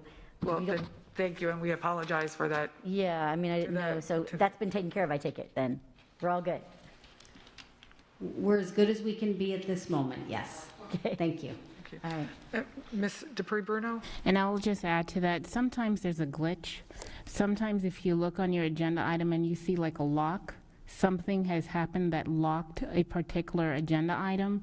So if you see that, please let us know so we can unlock it. Sometimes, we don't know why that happens, but I have seen it at least one time that it was locked and we had to go and unlock it. Well, from what I can see, it wasn't locked. It literally had number 2, number 1 was missing, so. It could have been a different one, but I just want to let you know that sometimes I've seen a glitch. Okay. That's it for me. Thank you so much. Thank you. Could I ask a quick question, Ms. Please. Giovanelli? Yeah. One of the questions that you had provided was regarding number F1, which is approval of the tax anticipation note, and just wanted that explanation for the community. Yes, please. Thank you. Do you want that now? Do you want that tonight? Or actually, in your comments, that would be great. Okay. Just, Will do. yes, for community. Thank you. Okay, thank you. Ms. Morgan? You're always, I am. Public comments. Oh, okay, so 2 things. Board comments. 2 things. First of all, I watched the FSBA program last Friday on the school lunch program, and I got to say, that is one of the best presentations I have seen online. It was Sky Beard from No Kid Hungry and Lakeisha Hood from the Florida Department of Agriculture. If you want to understand how complicated state and federal food services for kids, that is a Food Service 101 presentation, and I encourage you to go back and look at it. It was well worth the time spent. I also logged in for the mental health program that was put on by Lori Brooks and Sherry Wenzel for the Law Association. And I have to say, I thought they did a terrific job, and I was really pleased that we are putting our people out there in public talking to partners that we work with about what we do. I think the judge who was on the line, and I don't know which one it was, I don't remember her name, and the lawyers really found it to be an informative presentation about how we handle mental health and how our mental health program works. So those are my comments. Thank you. Great, thank you. Ms. Patrica? I just got a couple things. I spoke to the Bonita Rotary Club last week. They were mostly interested in our reopening plans and what we've done to keep kids safe and our learning platforms that we've rolled out. They were very receptive and very supportive. They've heard good things. You know, they're strong supporters of education. FSBA Executive Committee meeting, we meet once a month. Not a lot came out of this meeting other than a continued desire to engage in positive advocacy going forward. And if Kerr is still here, which I don't. Yes, he's here. I think we have a strong partner in Talc and Spalk in that regard with moving forward with positive advocacy to get our teachers and our staff and our students what they need in the upcoming legislative session. I want to just ask one more time if we can figure out a process for the invocation. I find myself tonight without a religious leader coming forward because I did this 3 board meetings ago and all of a sudden I'm up again and we will have a moment of silence tonight, but I need help, please, because I can't, I just can't stay on top of it. So, Someone you can call if you'd like. okay, that'd be great. Thank you. I'll talk with you in between. I have FHSAA board meeting this weekend, and then, Dr. Atkins, if there is a reason for us to change our parameters with regard to athletes traveling or parents on pool decks or 50% capacity or something along those lines, can I confidently know that you're in constant contact with health officials around here, and that if there's a reason for a change, you'll bring that to us, right? Yes, we will, and I mean, that relates to like a lot of things that we're doing, but in particularly athletics is where I think that, you know, we'll probably get some movement in the very near future. Not only do you have us in constant contact with the Department of Health and Lee Health, but also I know Mr. LaRosa is very active with actually going out to you know, watch games and bring back reports to us to see how we're doing in terms of the protocols. So yes, and we'll do that and keep you posted. Good, I appreciate that. I think that's really the best answer that I can give a parent that comes to me and asks me about cheerleading, for example, is this is where we are right now, but it could change tomorrow. It could become more permissive, more restrictive, depending on what the conditions are on the ground, and that staff is constantly monitoring that. Yes. And that leads me to my last comment, which is the tremendous positive feedback I'm receiving in the community about the partnership between the school district of Lee County and Lee Health. This has been obviously a reason for us to sort of expand upon what was already an existing partnership, but I always try to keep an eye toward the future when we're talking about the pandemic and hope that this isn't a flash in the pan, and hope that we continue to partner with them very strongly going forward to make really Lee County the best that it can be. So those are my comments. Thank you. Thank you. Ms. Vaughn? I have no comments at this time. Hey, Ms. Fisher? Okay, I'll be brief. Speaking of partnership with Lee Health, the Healthy Lee Coalition continues to work on the behavioral health initiative, and we have been participating in that. And of course, Lori Brooks and Cherry Wenzel have been highly instrumental in that and doing a great job cementing those relationships. Last night was curriculum advisory meeting. They elected a new chair and a vice chair. Our own Attorney Bruno presented on procedures, sunshine law, and policies, and she did an excellent job. Everything was easy to understand and well received. I attended the last Tuesday's retirement celebration for Dr. Santini, as well as the following Thursday. And he's had a long history, and boy, he can tell stories. So we wish him the best as he settles into his retirement. I know he's said his big job is going to be to make coffee for Vicki in the morning until he finds something else to do. And congratulations to Jason Tomaszewski for taking on the coordinator position in the Fine Arts Department. I also had a meeting with Tina Pegler from Learning for Life, Character Education and Career Explorers. Those programs continue to supplement and support some of the adopted programs in our district, like positive behavior support. And also, I must remind you that we've had a 25-year plus relationship with them, that they are funded by the state legislature, so it has never cost us any money, and right now, some of their programs are complying with the requirements for career education and for the 3 laws that were passed in Florida for the mental health, the substance abuse, and the child trafficking. So I encourage schools to receive TINA. They have everything digital now and online, and also have a monthly newsletter. If you haven't already, and if you know people who haven't filled out their census cards, please encourage them to do so, because everyone does count. Today is National Voter Registration Day. Spread the word. And last night, I had an opportunity to see my granddaughter's volleyball game at North from the comfort of my own home, following the curriculum advisory meeting, because it was streamed on Facebook Live. So I just put the full screen on and I got to watch the girls play, so that was awesome. And again, thank you to staff for all of the hard work that they do each and every day, and for the intense amount of work that has been done over the last couple of months. I think things are going well at the schools, and just spoke to someone this morning, a restaurant owner whose second grader is on Home Connect and doing well, but he's decided that she probably needs to go to real school. So again, thanks for that, and that's all I have today. Thank you. Thank you. Ms. Skittens. Yes, thank you.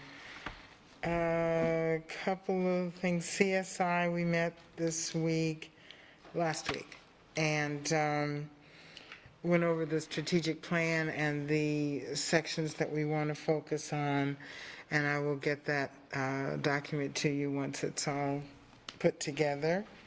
And it's a great group, and I'm joining, process that's a well-oiled machine already, as you would know. They, have their marching orders, and they work well together. The elected officers again, and so I'm looking forward to working with that group. I'll send you guys an email in just a minute. I have 2 people finally for advisory boards, and I had to confirm that their application was in, so I would like to bring that for, I always mix it up, Good Cause, at the meeting this evening, so that they don't miss out on any of the future meetings as well. And I believe that one was finance and one was curriculum. The other thing, let's see. I spoke with the superintendent about this, but I continue to get quite a few, and you may want to address this, superintendent, in your comments about when we did the modeling and it was sent out to the parents and the public, and they were told that they could not change a decision until either the quarter or the semester. And so there was, when we did the August 31st to September 11th, there was a bit of confusion about that, and is that over? And I know that is done, but just, a comment from you, Superintendent, about the fact that we are steady at this point until the end of the quarter. That would definitely help staff as well.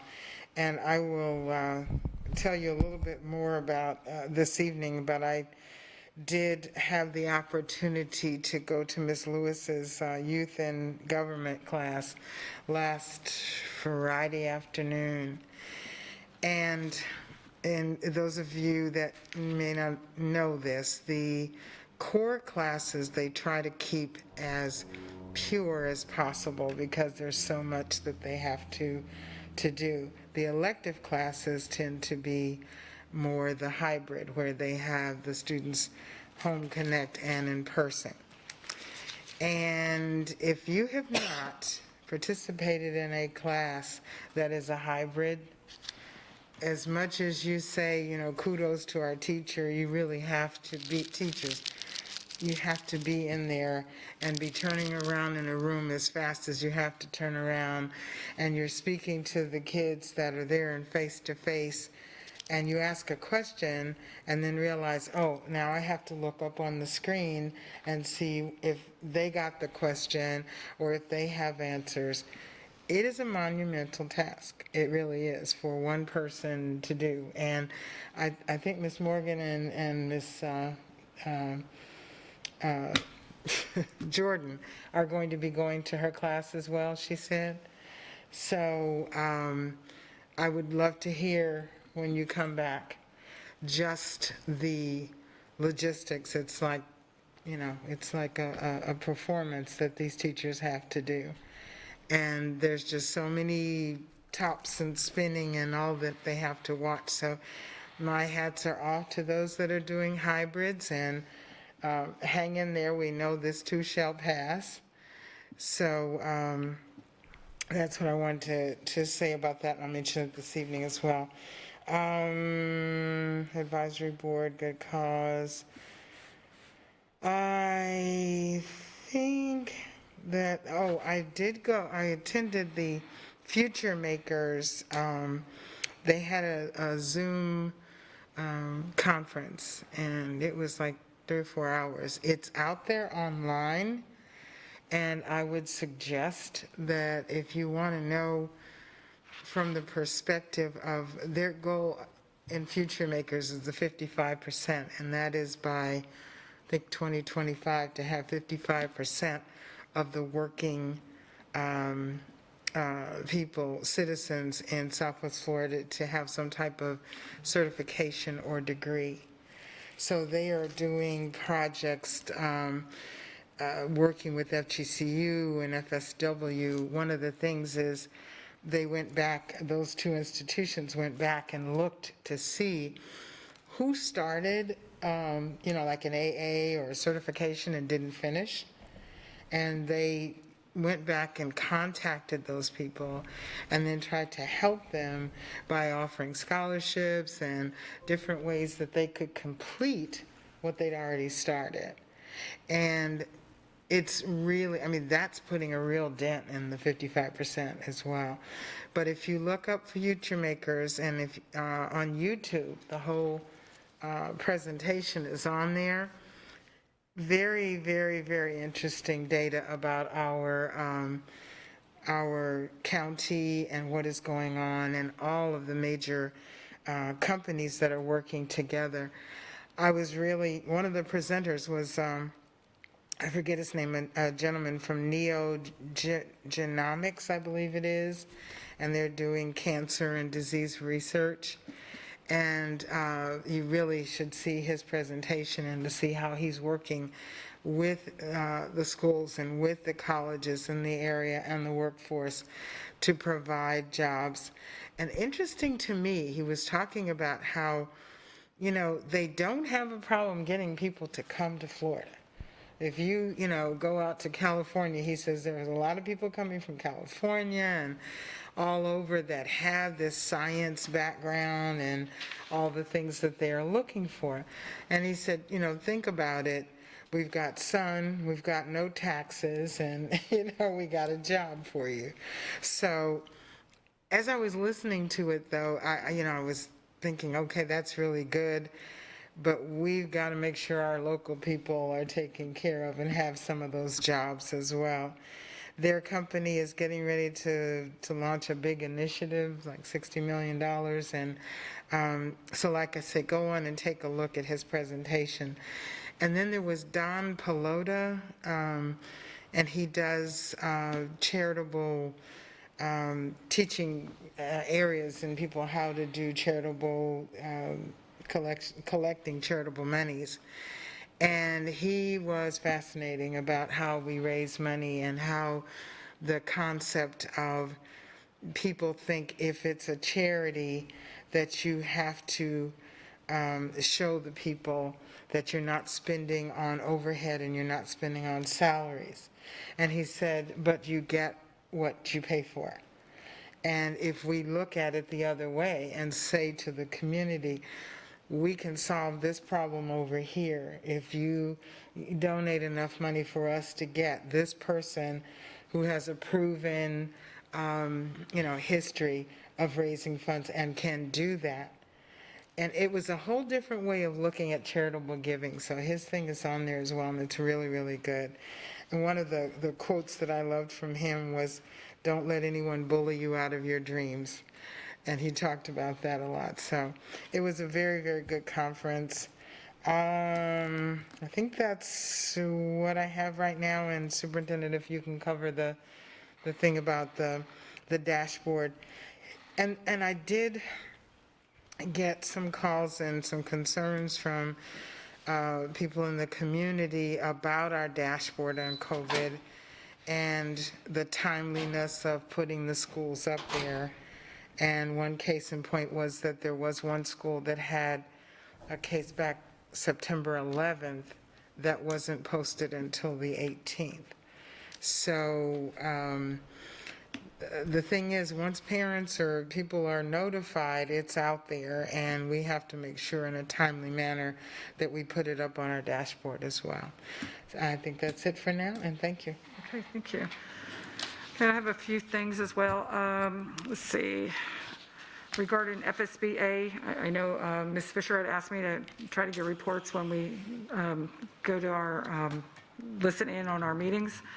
But just for your knowledge, December the 2nd and the 3rd, the FSBA Annual Joint Conference is going to be held virtual. And right now, also the ethics class is available via FADSS, FADSS. That's available now because that's not going to be given at the joint conference as we normally have done that in the past. And this is something that we have to have done. So I just want everybody to be aware of that. Also, I received a phone call this week from the FSBA that I was chosen to be on their Federal Advocacy Committee, which I was kind of excited about. We also, with the FSBA Equality Committee, we had the students from the state of Florida Student Council joined us on a Zoom meeting and shared what they are going through, their experience thus far with the schooling. And a lot of them were, different. Some were Home Connect, some were virtual. We actually had one young lady from Estero who was a part of that conversation, and that how they felt that they're really helping as they're learning. They're teaching alongside with the teachers to try to get them to understand, because of course kids know more than we do about computers. So that's a plus right there that's taken place. But all in all, they felt that the experience is really good for them across the state, and that they are up for the challenge if the teachers are up for the challenge. And they just were so inspirational. I just felt really good just being with them. Also, let's see what else with that. I had October the 5th, some of the staff will be doing a presentation at the City of Fort Myers City Council meeting. They have actually produced a resolution for the Lee County School Board District regarding the rebuild of Franklin Park. So they are definitely in support of that. They wrote letters. We had them sent up to the state, and now they will be presenting the resolution. So we felt that it was good for us to go and do a presentation in front of them regarding what is actually being done in the city, so that they can actually see what our schools in Fort Myers city area. James Stevens, the pre-K, the build out, what we just seen this morning, Fort Myers Middle Academy, the new kitchen, Franklin Park, what the future holds for that. And we just, feel that, being a part of bringing them together as a community, it gives us a better opportunity to work with them.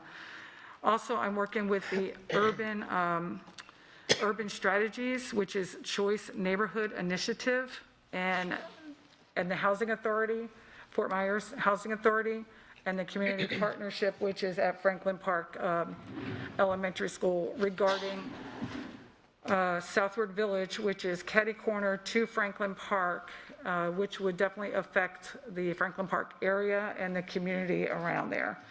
So that's really exciting. So they're working to make sure that we pull everything, and the beauty of this is for all the grants to come to fruition, they need to have the educational component to that. So that is a good thing for us, because that will give us opportunities to have other things, services for the schools, and even Dunbar. So I think that's really a good thing. And let's see what else. Oh, okay, and then, so we're working on that. We have several meetings that are coming up. And I thank all the staff that works with Community Partnership right now, and our room that we have here with United Way. We just have a lot of great partners going on right now.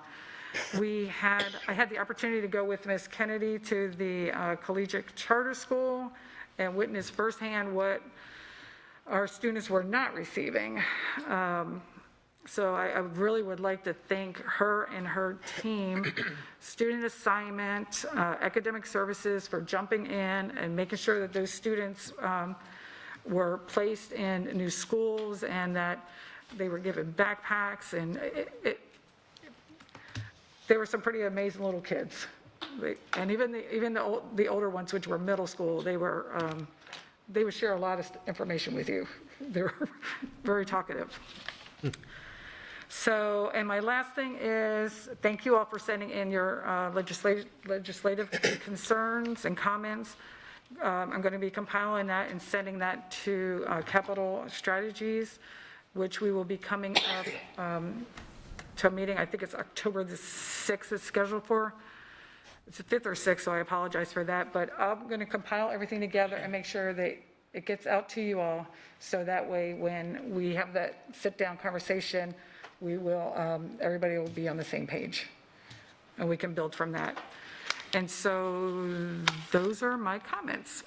And so from there, Ms. Dupree-Bruno, do you have any comments? Thank you, Madam Chair. Just to clarify, Florida Statute 120.54 is the rulemaking process, and that rulemaking process has very specific things that the board must do in order to process a rule. And part of that is to notice the rules, which are published on the website in our board docs, as well as published in the newspaper. And that was done on September 8th, because we are required to give the 14-day notice. Thereafter, that publication includes the next meeting, which is the second reading, which will be on October 6th. Great, thank you. Do you have any other comments? No, thank you. Thank you. Dr. Atkins, please.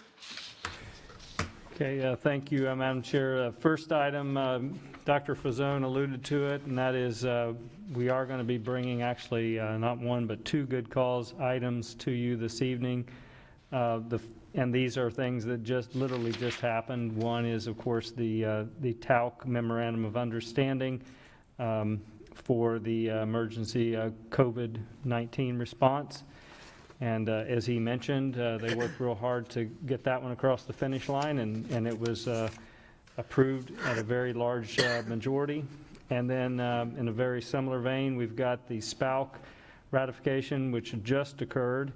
And again, another very, very large majority approval rate, and that's, again, a good cause for the Emergency COVID-19 Memorandum of Understanding for the Support Personnel Association of Lee County. So I'll be bringing both of those items forward.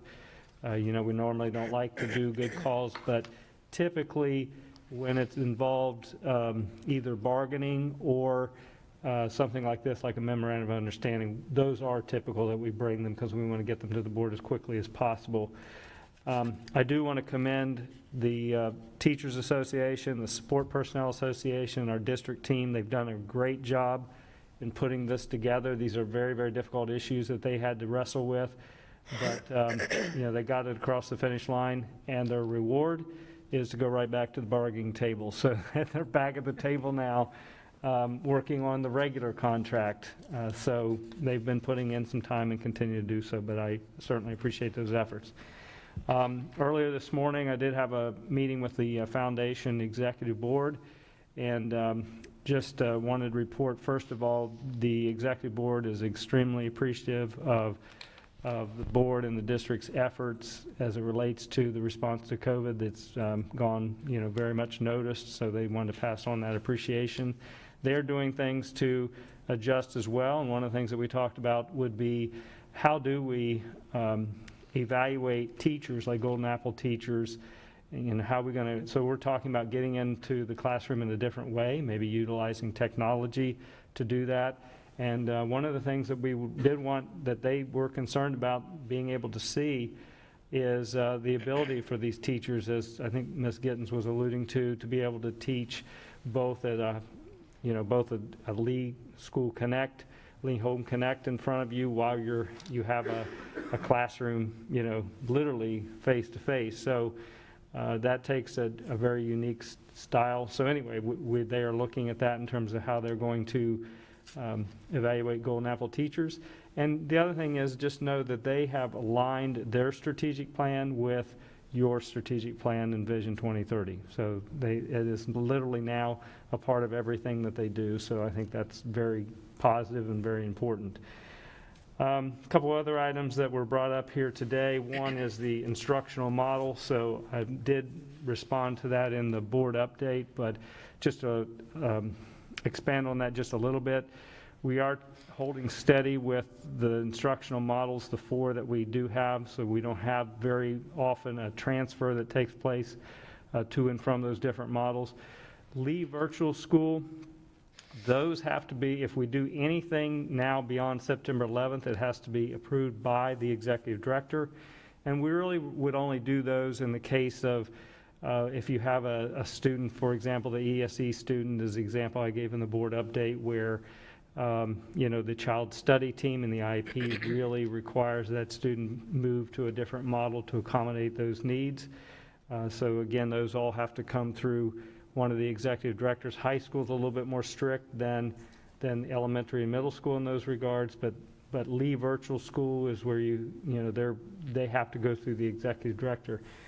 We do have principals that are involved in the approval process if you're moving from Lee Home Connect to a face-to-face model, but the struggle here for our principals is we have to limit the amount of accommodating that we can do because we have social protocols that we have to follow.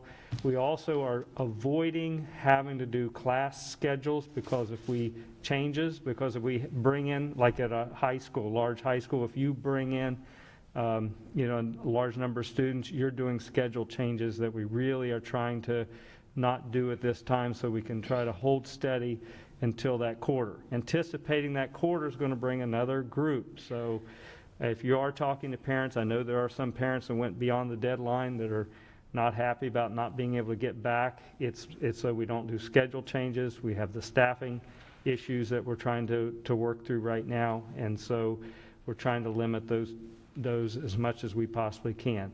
You may see some of those at the elementary middle level, but it's only if we can accommodate, based on all those parameters that I just gave you. Dr. Atkins, can I ask you a question about that? Is that appropriate? So if I'm hearing from a parent, I want my kid back in face-to-face, this is after what was the deadline? The 11th. September 11th. After the 11th, I want my child back in face-to-face. My next door neighbor, Johnny, got in last week. Why can't I get in now?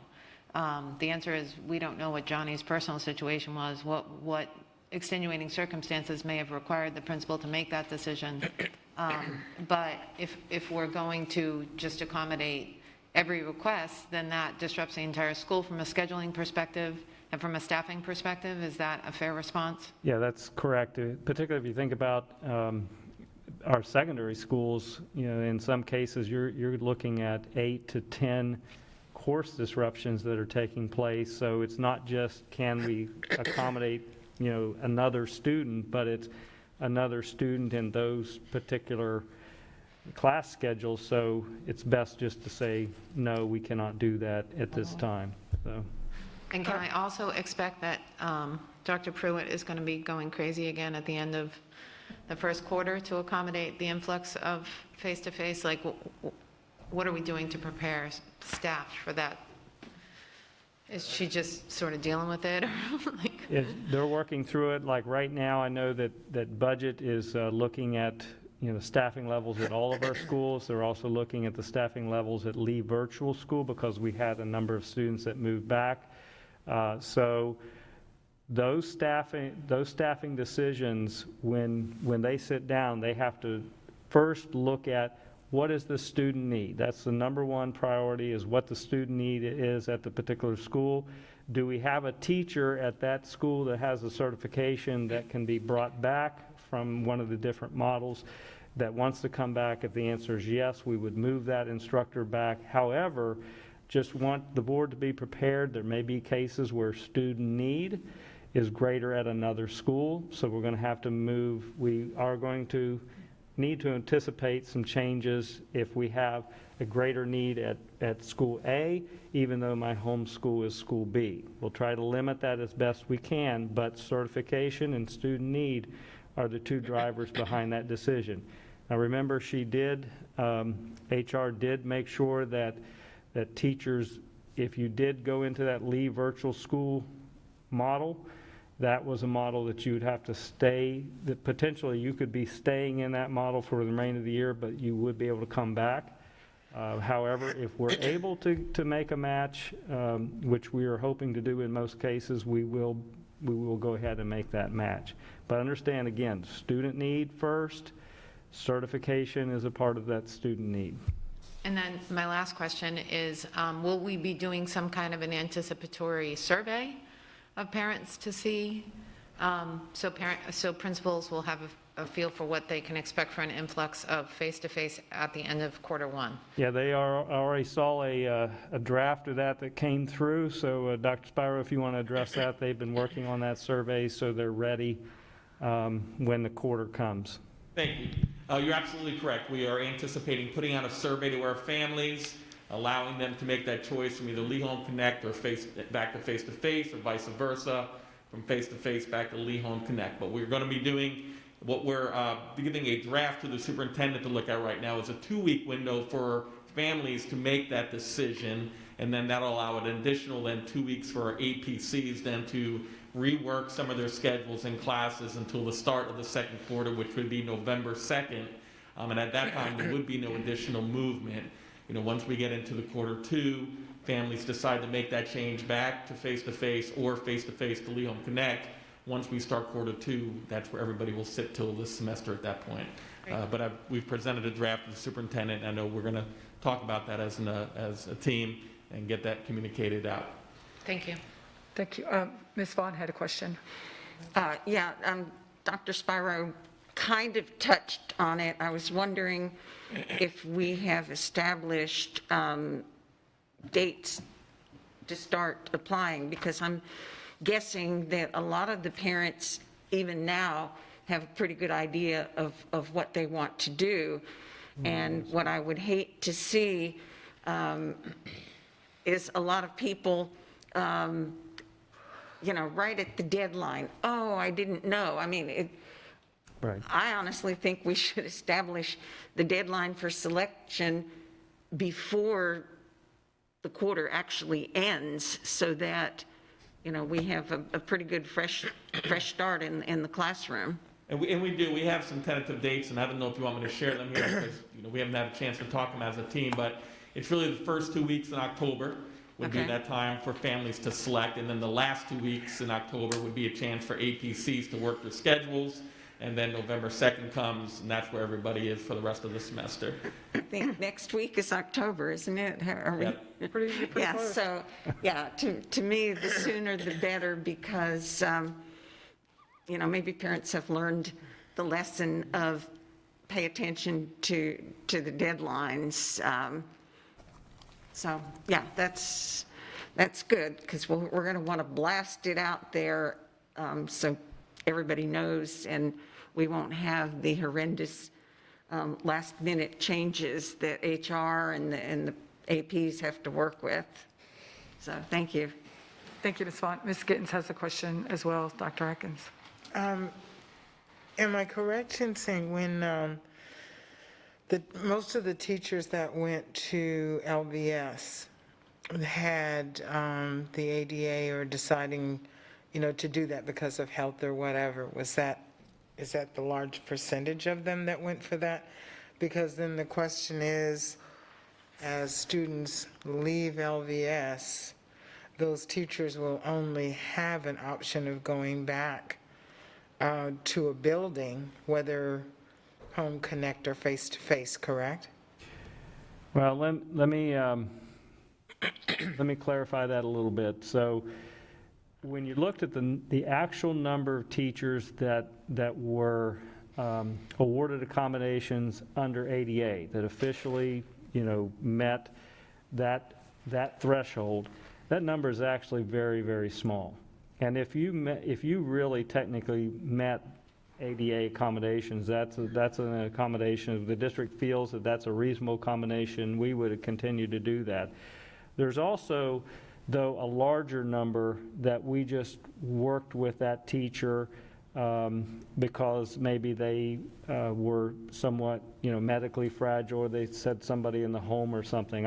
While I anticipate that we will continue to make some effort to try to accommodate those needs, those aren't necessarily required. And for those people, once hopefully we get on the other side of this pandemic, that they would be going back to their home school. Overall, though, the numbers that we think that we would have to work with are relatively small. And the last thing is that I anticipate that the Leave Virtual School model, as a result of all of this, is going to expand over and above what it was originally. So there may still be that need for that small number of teachers that would need to be in that environment. And then as students are deciding to go back to either face-to-face or Home Connect, that is a requirement for more teachers. And I think that's what parents are not quite grasping. And I get it when they decide, okay, or for whatever reason, I just want my kid to go back. But if the classes are already set, and in some situations like high school, they are really set, right, then having a student return does create what you were saying, that where do we put them?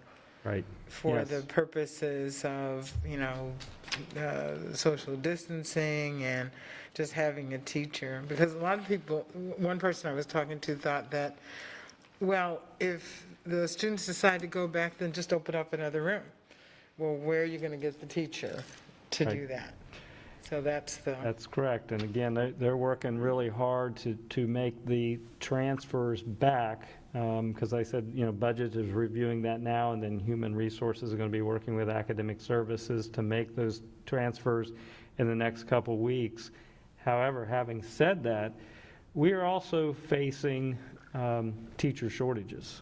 I mean, that is something that we are seeing not just in this district, but other districts. So they have been actively hiring, but we are, unfortunately, we are also losing teachers still. I think people, come to the realization, do I really want to do this anymore? One of the questions, in fact, I'll just jump to it since we're here. Mrs. Giovanelli asked, I think the first question we've just kind of talked about, which is when do those transfers return back if they want, which is at least next year, but potentially could occur sooner. But one of the questions was the actual resignation number and new staff hires. So we had 438 total hires so far from July 1st to now, which is actually, I believe, lower than what it's been. And then we've had some resignations since the first day of school, 47 in total, 36 resignations, 11 retirements. Sometimes an event like this can just move a person to make that decision to go ahead and retire. And we don't know for sure, because we don't have a specific termination code for COVID, because that's one thing that we really don't know. Sometimes they'll report that. A lot of times they won't. They want to keep that reason personal, but so we can't differentiate that number. But those are the numbers as of from the start of school, which is August 31st to the present, 47 total resignations and retirements thus far. You posted on that, but if, again, the point that I'm trying to make is we still need teachers, and we also are in the process of trying to make those transfers to accommodate student need. And will you send us that information? Yes, absolutely. Yeah, I'm working on, just so you know, I'm getting all this in writing, but I figured I could report some of it here, since some of these items that she asked questions about were, you know, they're board agenda items this evening, so I'm going to touch on some of them. Thank you. Okay. Next thing I want to cover, speaking of that, unless there's any other questions about instructional models. All right, Ms. Gittens brought up dashboard. We do try to update that dashboard every day at 10 o'clock. Communications does that, and I think in most cases it happens as soon as we do it. And you know, she brought up one case, and I believe that's the only exception that we're aware of. We might get a lag time if it comes in from a different route, like let's say a parent or something like that. But if the Department of Health, you know, they're going to notice us of a positive case, and then we will take appropriate action, and that gets updated at 10 o'clock. So that's the plan, and I think for the most part we've been pretty good there with that exception. The tax anticipation note that was raised earlier. So this time of year, this is a normal board action that we take, is a tax anticipation note. That's again a loan in anticipation of tax revenue. So we don't get property taxes until, some of that doesn't come in until November. We're trying to make payroll and all of these expenditures that we have, you know, August through September. So we do that short-term loan, and then we pay it back once we receive those revenues from taxes. So that's what a tax anticipation note is, to make sure that we have enough cash, available cash on hand to make the payroll. This is probably the most important reason why we do that, and other expenditures that we would expect. So that's one item. Another one was fresh fruits and vegetables. Is this a 1 year as a replacement contract? That's actually a grant from the U.S. Department of Agriculture to increase. It's kind of an incentive to get school districts to increase the consumption of fresh food. So it's really a dollars or funds to help us pay for fresh fruits and vegetables. Doesn't have anything to do with the contract that we talked about in terms of a source of those fresh fruits and vegetables. This is a funding source for how to pay for that. It's at 18 of our schools, and it is really just, we get it for this year. We have had it, fortunately, for several years, and so hopefully we will receive that again, but this particular item is for this 1 year. There was a question about approval to extend the contract for Procore. What has been spent to date on the consulting fees. Right now we have $1,461,409, and all that's been reimbursement through the state's Restart grant, part of the state's disaster recovery dollars. And I think I just have a couple more.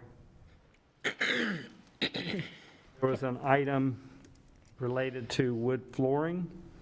Is there a list of schools and schedules that are receiving and refinishing their floors, and are these local vendors? So probably in your board update, I will send, or whenever I do a written response, we do have a list of schools that I will provide you, and we do have a mix. We have really, well, when I say a mix, we only have 4 vendors, 1 that I would qualify as local, and 3 that are out of the area. All are Florida vendors. which of course makes sense. So the local one is Athletic Resources of Naples, and then the other ones are New Smyrna Beach and Miami. There's a question about Hernando. This was a good question, I think, because this one had to do with architectural hardware. And didn't we just approve locks and architectural hardware, that Hernando piggyback bid? You may recall that from back in July. You did do that because you were approving the summer locks projects, like the red locks that were, for security reasons. That's a part of the tax, the surtax or the referendum tax. This one that's coming before you tonight is for just the annual expenditures, normal expenditures for locks for the course of the school year. So similar, using the same piggyback mechanism for procurement, or for purchasing, but for two different purposes. One was for summer projects. This one's for just the normal year projects. And then the rest of the items, let's see, one more here, and then I'll talk about the indoor air quality. You answered, well, that got answered yesterday, so. Yeah, I figured I know that we are going to get that, talked about tonight, so I'll wait for tonight to talk about the indoor air quality issue. There was a request to pull, so I'll talk about that there. The only other one was approval for the extension of measures to address critical service mechanic needs. So these real costs are really the exact costs that are incurred by the person to actually become that. So incurred measures to assist with critical need. The itemized list is spelled out very clearly in the board agenda item. We'll get that to you as well. So it's just specific to pay for the cost of bringing that person on board. So that's why it is what it is, why it's so low, because the costs aren't very low, but it just gives us a little bit more of an incentive, that person incentive to go ahead and take the job as a mechanic, because you don't have any upfront costs they have to pay. And I believe that was all except for the indoor air quality ones. And I just want to add to the taxation, our taxes are paid in the arrears, and some people don't realize that, so there's that lag. And so I think it's just important to remind people that our taxes are paid in the arrears, so. Yes, that's right, correct, thank you. That makes sense, so I just wanted to add that piece. Did you have a question? Just one quick for the superintendent. There are some employees that, I don't know how it happened, but they were not informed when the notification of COVID in their school went out, and others did. So I don't know what the process is, but just bringing that forward to please make sure that everyone knows, especially like paras and folks that are all over the school. Right. To make sure that everyone is informed. Right, okay, I understand. And there may, one of the things, the notice doesn't go out until the next day, so that parent community will get notice that maybe in the evening, and then it won't pop up on our website until the following day. So there's a bit of a lag there, but I hear you, Ms. Gittens, so. Okay, is that it, That's Dr. all, Atkins? those are all my comments, and unless there are any other questions for me. Okay, thank you.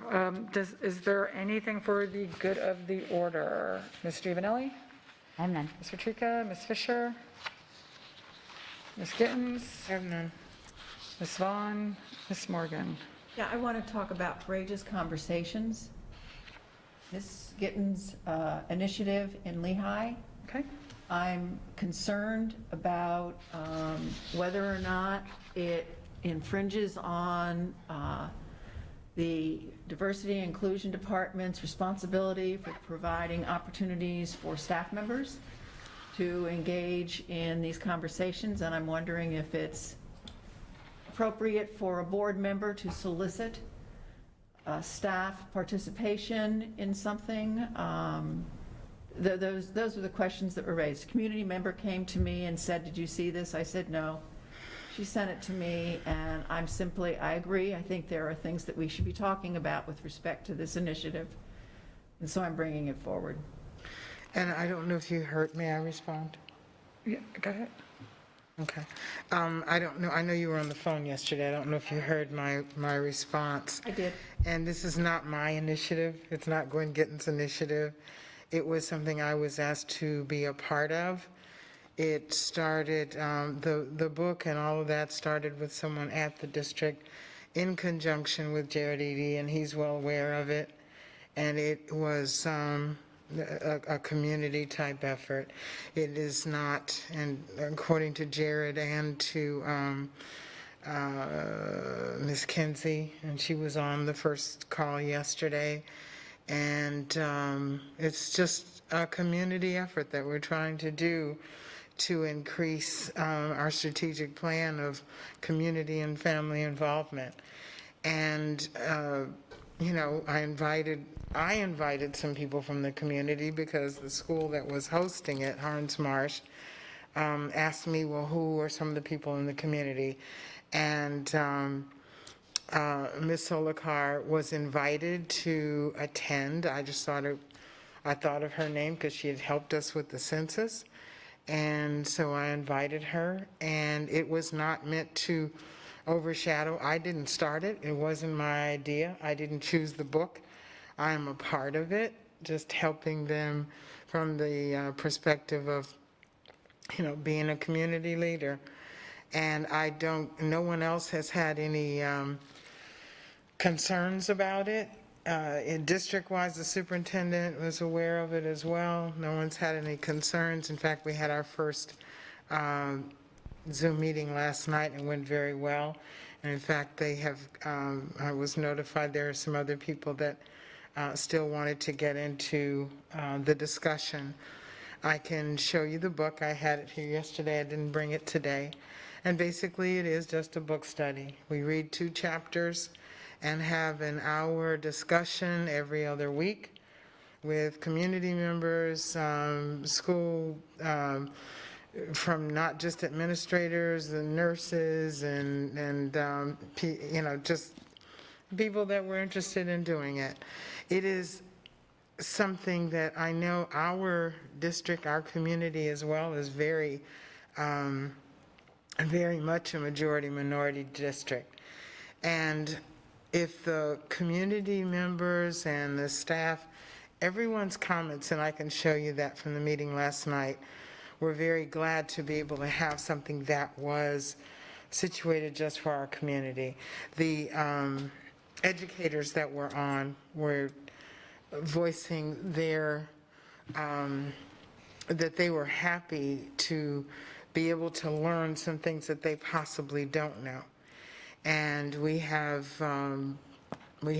Caucasian, we have Black, we have mixed, we have Hispanic, we have German, we have anything that you want, every race and creed, which is an excellent thing because everyone gets to speak about how they feel, learn from others, and then take that back to where they live and work in order to make our world and our community that's in quite a bit of turmoil because of the lack of conversations and courageous conversations about race.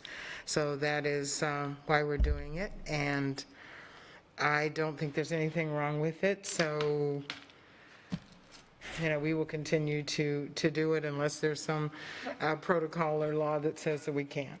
So in response to that, I would say, first of all, I have no problem with the content. That's not my concern.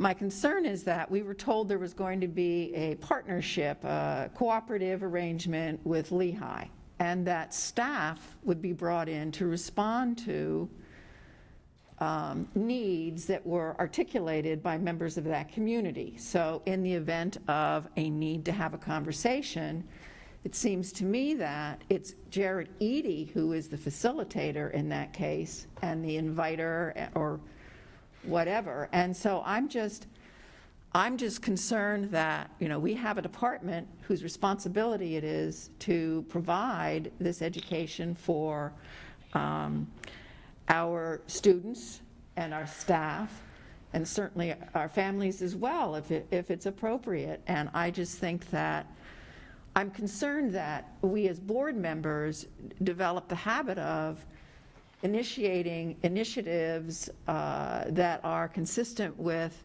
perhaps our strategic plan, but don't integrate the people in the district who are responsible for making, for doing the action plans associated with it. So Okay. that's my question. It's about process. And It's let me about- please say again that Mr. Eady is involved. He was the one that talked with Ms. Kinsey about selecting the book that was chosen. Ms. Kinsey was on the call yesterday. Mr. Eady was aware of that. We are not going over anyone. And I kind I go back to when we had the presentation on community involvement, and my statement then was locus of control. And I still truly believe in the fact that a community gets stronger by working together in that community. It does not necessarily have to come from the top down.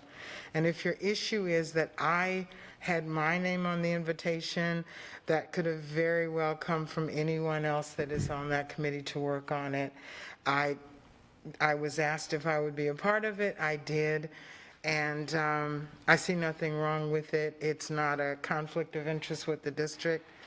And it's my community. So if we need to change it, I would have done the same thing if it wasn't, and send it out on my own personal email and invite people in the schools and in the community to come and be a part of this book study.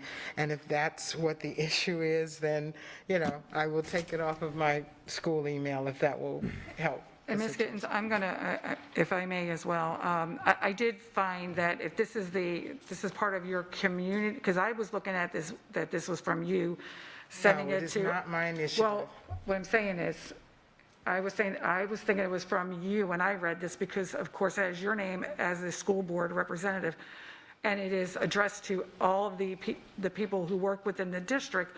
So if I'm a district employee, the No, principal. excuse me, let me stop you there.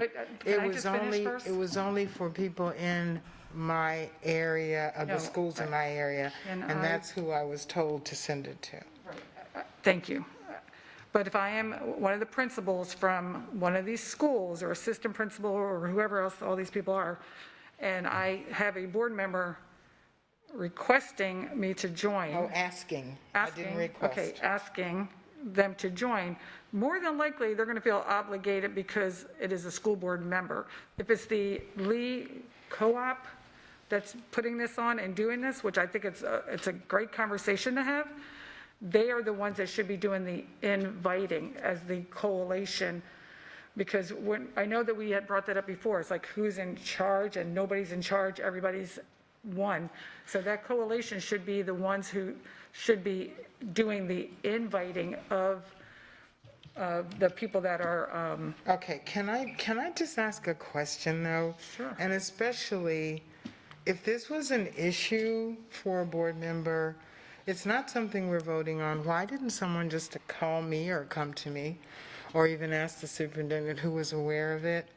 I don't ask what meetings you attend in your districts.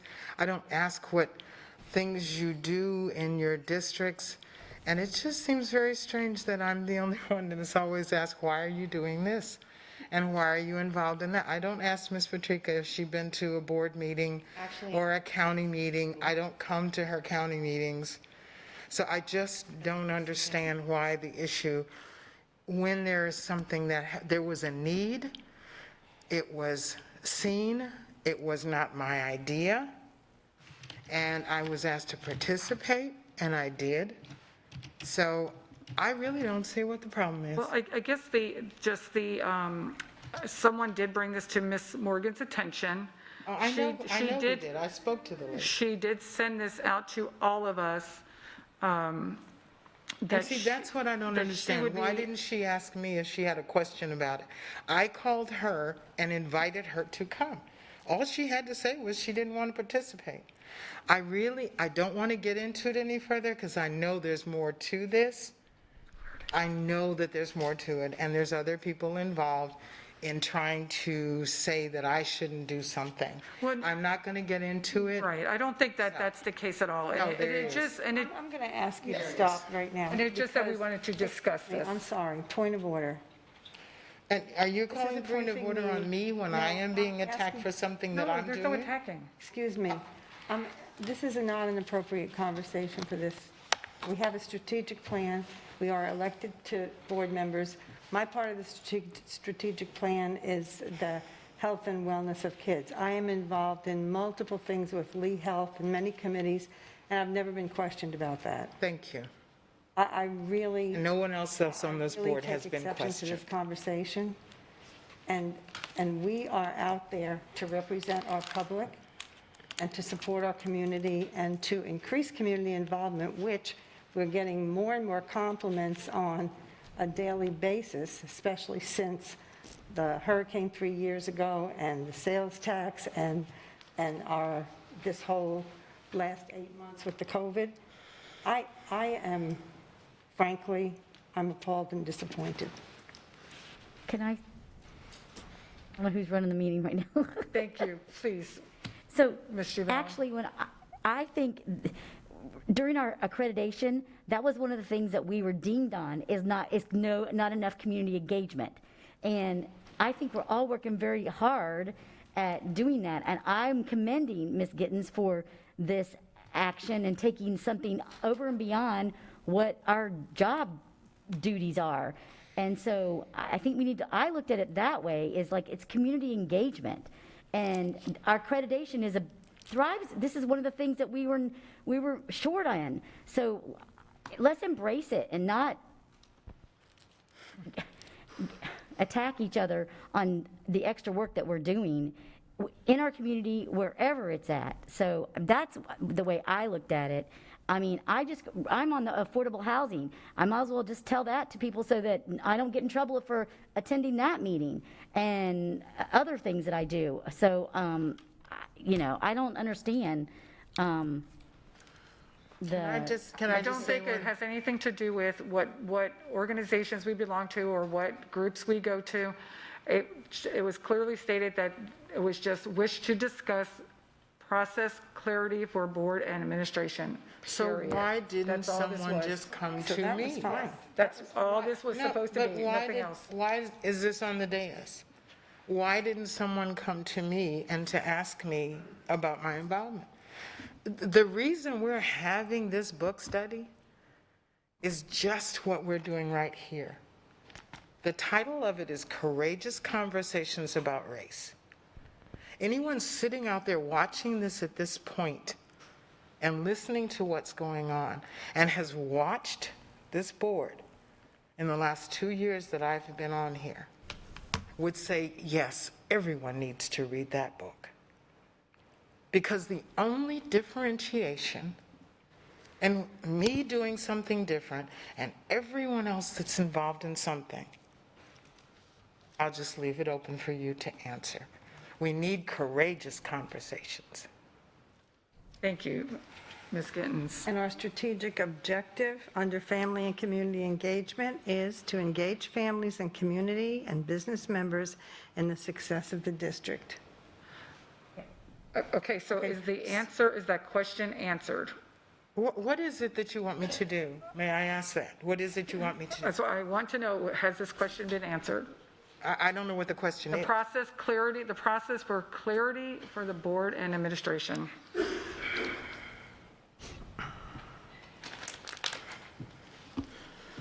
I don't know Ms. if I've Morgan, do you answered the think that question. that was, do you have clarity on,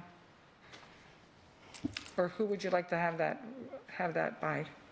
You talking to me? Yes, please. Oh, no, I mean, obviously, I read this differently than everybody else did. I had a question. I felt it was a question that the board should be discussing because it raised questions in my mind. I put it before the board. The board has said that this is in line with the community engagement. Fine. That's it. Done. But I read it in a way that it made me uncomfortable because I felt that in the way the invitation was extended, if I were a principal, as you started to say earlier, if I were a principal or I were an AP in a school and the board member sent me an invite, first of all, I would feel very uncomfortable not responding in a positive way. And secondly, I would feel I might feel very constrained in terms of any conversation that I took part of in that book group as a result of the fact that a board member was participating. I would like, I wish No, you no, could I'm have sorry, you listened have to to the let me finish. conversation last night. You have to let me finish, please. That is so rude. I know, I'm sorry, I apologize. Thank you.